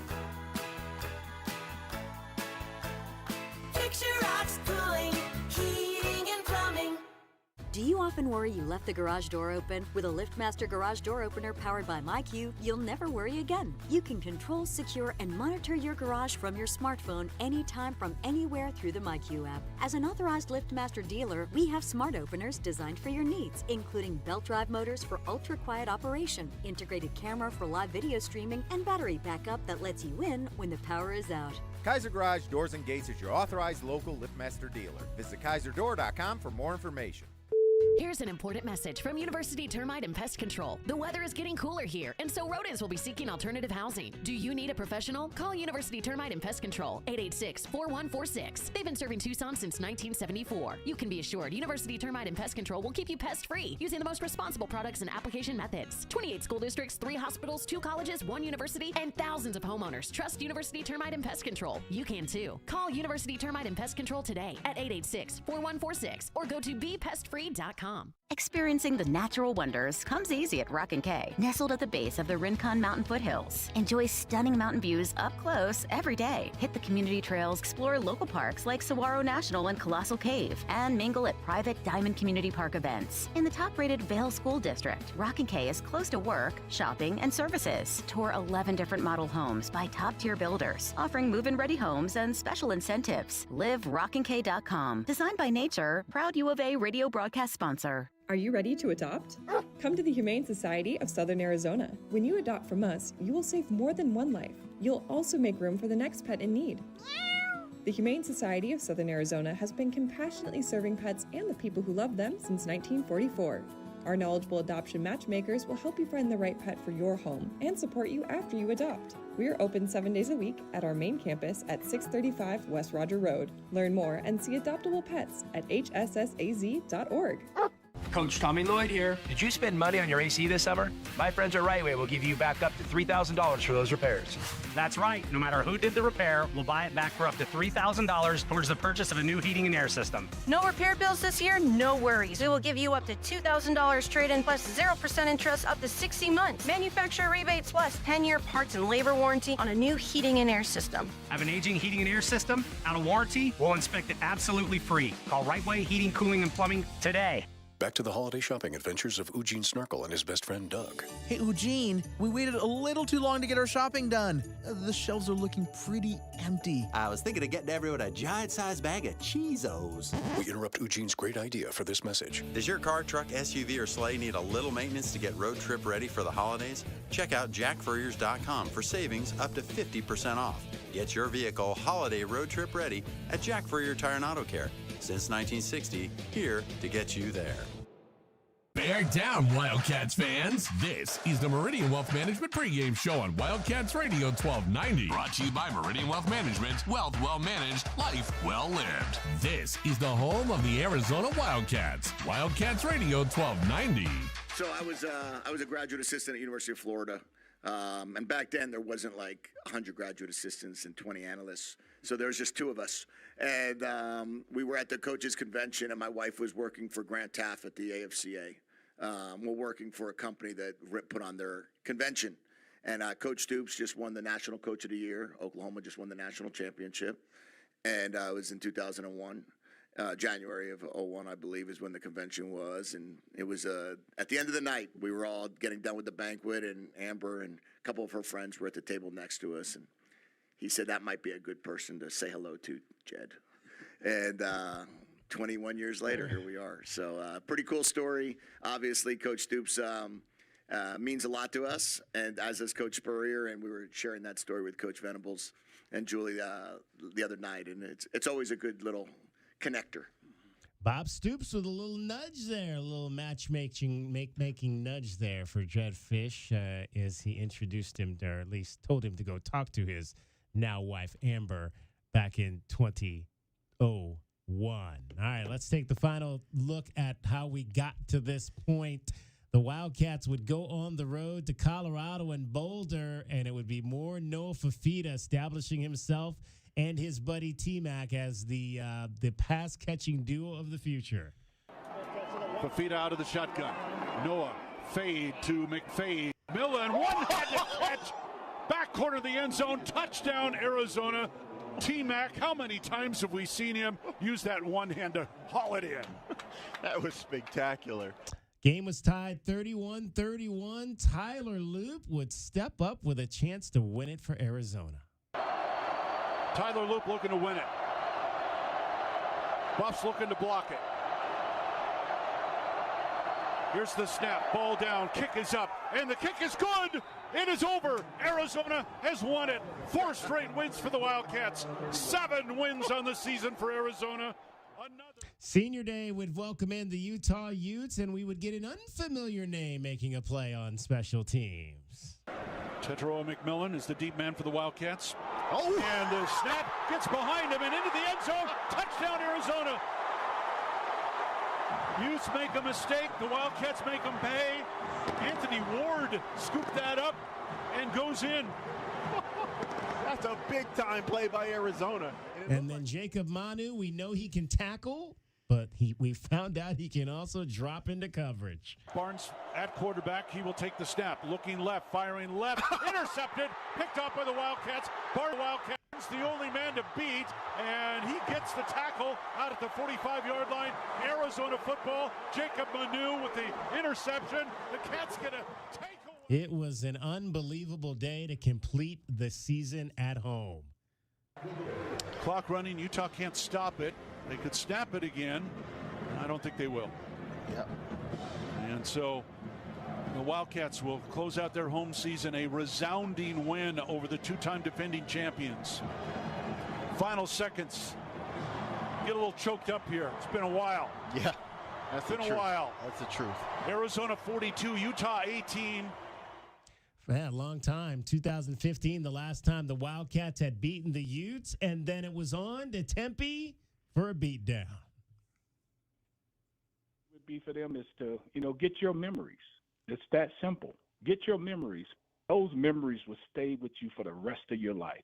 So I tell you to go out there and just gather your memories, do something positive on that field, and make sure you get those memories implanted inside of you where at the end of the game, the scoreboard is in your favor, because if it's not, it's going to be in your belly for a long time. So make sure the memories are in your positive way and create your own, because, we old folks, we got ours. Here's the snap, ball down, kick is up, and the kick is good. And the Wildcats take advantage of the opening drive, and they take a 3-0 lead. Back to throw. Fafita throws it. It's caught by McLaughlin. He dives for the end zone. He's in. Touchdown, Arizona. Coleman, the setback. Fafita under center. Jonah gets the handoff. Jonah Coleman into the end zone. Touchdown, Arizona. And a handoff. Wiley coming to the near side. He's at the 10. Slips a tackle at the 5. Diving for the end zone, and he's in. Touchdown, Arizona. And they shift. Now Wiley's going to take the direct snap out of the Wildcat, and Wiley to the goal line, and Wiley into the end zone. Touchdown, Arizona. Wiley at the wing, and he'll go in motion, and Fafita will throw it to him on the screen. Wiley down to the 15, Wiley to the 10, Wiley to the 5. Mike Wiley with his third touchdown of the day. 21 yards out. The senior has scored 3 consecutive touchdowns for the Cats. Fafita rolls back, throws the pass, caught. McLaughlin dives for the end zone. Touchdown, Arizona. Triangle set to the left, straight back to throw with time, waiting, going deep downfield. He's got a man wide open at 15 to the 10 to the 5. Touchdown, Arizona. Nobody close to Tetaroa McMillan. Fafita will take the snap, back to throw, backpedaling, throws towards the end zone. Caught, touchdown, Arizona to Jacob Cowing. That's a great job of Noah Fafita. He was 59-23 was the final. Wildcats end the season with 6 straight wins. Can they make it 7 tonight against Oklahoma? Before we get out of here, we have one more special guest. Rich Griffith is on the line. He also played in that dramatic 1989 win over the Oklahoma Sooners. Rich, welcome to the program. Man, a blast from the past. Holy cow. Rich, how you doing? It's so good. I was talking to Glenn earlier this morning, and all of a sudden these competitive juices start to build again, and you start to remember back. I mean, I was a redshirt freshman, and just what's going on through your mind and trying to even just prove yourself as an athlete. And so all these emotions have been going through my mind even today, and I'm just so excited for our Wildcats, the season that they've had this year, how they've ended the season well. Guys, I'm proud of our team. Absolutely, Rich. Rich, I was telling the guys about the story about when I was coaching at Catalina High School where you were at, and I was remember just knowing that you were going to be a great athlete, and me, I just came out, I just got cut from the Raiders, and I'm watching you playing, and I was coaching you as your O-line coach. He was an O-lineman, right, and I'm thinking like this kid can play. I said this kid can play. So I was telling him that, when I called Coach Lunsford and I told him, I said, hey, man, I got this kid at Catalina High School. And he goes, Catalina High School? They got players over there? And I'm like, I go, Coach, you got to come and see this kid. This kid is like unbelievably athletic and he's tough. And remember those days, Rich, you talk about it, that we played both ways. We only had like 25 guys on the team. You're like, I'm not getting off the field. No, we're playing here. You're playing every single down on that field. And I just knew that you were going to be a successful player, and you were a smart kid. And I'm glad that you became a Wildcat. That's the thing that I was really happy to see that you became. It's been exciting, even just. And Glenn, thank you. And buddy, I remember you looking me straight in the eye, and you said just to me, keep a good work ethic, keep a good attitude. And that stuck with me for the rest of my career, because those are things that an athlete can control, his work ethic and his attitude. That's absolutely right. But I mean, I wanted to stay at home. I wanted to play for a team I'd been watching and grew up in, for the University of Arizona. And I'm so proud now that I'm alumni, and we're now with Coach Fish and just saying, hey, we want to get our local pride back. And we want to yes, it's great to get guys from California and Texas and other places, but Arizona's got some great athletes, and for us to start being a team that attracts guys locally, I think that's going to be a really good shot in the arm for our future. Yeah, and Rich, you played 5 years in the NFL. Tell us how I'll take that to 7. Yeah, you was 7. 7 years. Oh, 7 years. My body will not lie. Yeah. Okay. 7 years. You played 7 years. I thought it was 5. I thought 7 years you played in the NFL. Did you ever, when you first got your first training camp, did you make the team the first training camp? I did. Yes. That was Bill Parcells and the New England Patriots. The Patriots were horrible. 1993. Drew Bledsoe was our quarterback. And of course the Pac-10. Washington State guy, first-round draft choice. He was my roommate for the first year. But yes, that first training camp took years off my life. Yeah. I mean, my head is spinning. I'm like, oh my goodness. And then I was, then I went down to Jacksonville and I had Tom Coughlin, and we were part of the expansion team in 1995, new team in the NFL. Well, we had 6 weeks of training camp. Where everyone else starts with 4, we had 2 extra weeks. Oh man! Let me just say that took years off my life. So I'm really a really old man right now. Absolutely. Hey, Rich, we appreciate you taking a few minutes to join us. We're kind of running out of time here, but we definitely will have you on again in the future and talk some more about growing up here in Tucson and getting a chance to play for the Wildcats. Bear down, my friends. We're wishing the very best to our Cats. Cannot wait to see a victory this evening. Appreciate you guys. All right, Richard Griffith, class of 1992. Let's get to our keys to the game. Wildcats fans, what are the big keys for today's game? Our keys to the game are brought to you by the Royal Automotive Group. Royal Automotive, the dealership that is different. All right, guys, my main key tonight is protect Noah Fafita. The Wildcats, this might be one of those games where you got to add a little guy in there to chip, whether that's a running back, a tight end, to add to your pass pro to be able to allow Noah Fafita to spread the ball around like we've seen him doing. So you might have to take somebody out of the offensive scheme in order to do that.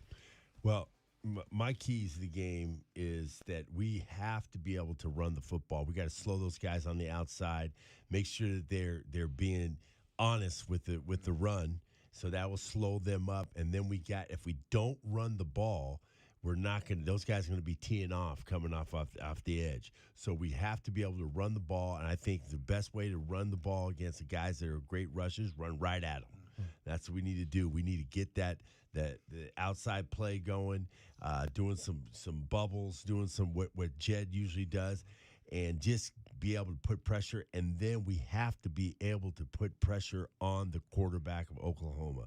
We got to be able to get pressures on him. We got to make him throw, make him think that he has to throw off his back foot, and make sure that he understands that we're coming every single time. Well, the good news is the Wildcats should be at full strength at the running back position. Everybody should be up for this game.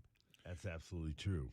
Yeah, my keys is tackling. I think tackling is one of the most important things in bowl games. A lot of missed tackles end up happening because of lack of having live practices.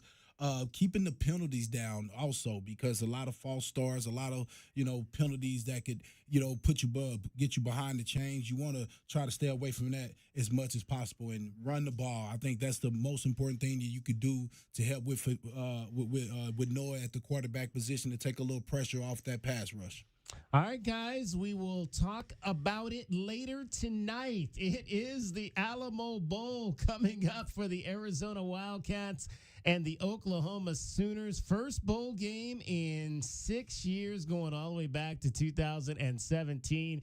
Kickoff is coming up. We've been told sometime between 7:15 and 7:30. They might slide this kickoff a little bit because of the game that is also currently underway. So, but hopefully it'll get underway on time tonight in San Antonio. That is going to wrap up our coverage here from the CNWT. Thanks to my guys, Kelvin Efon, Glenn Howe. Thanks to the guy over there that you see is spinning the dials, JW Madden. Most of all, thanks to you for listening. It is number 14, Arizona, and number 12, Oklahoma. The Alamo Bowl is next, right here on Wildcats Radio, 1290.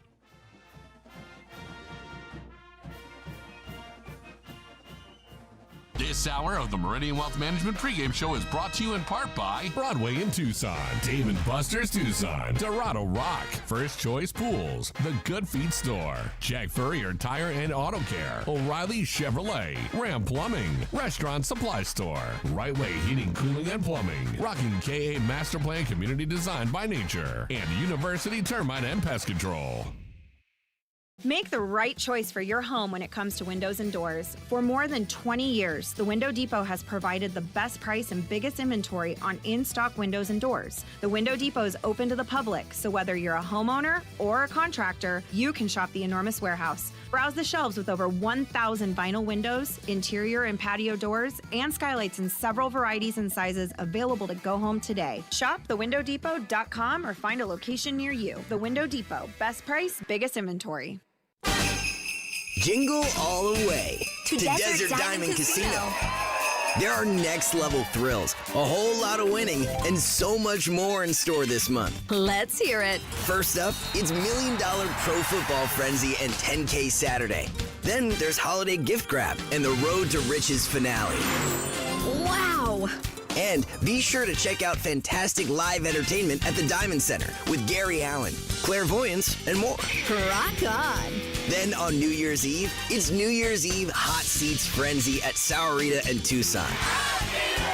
And you can win your share of $25,000 at Tucson with New Year's Eve Cash Train. That's true, Tucson.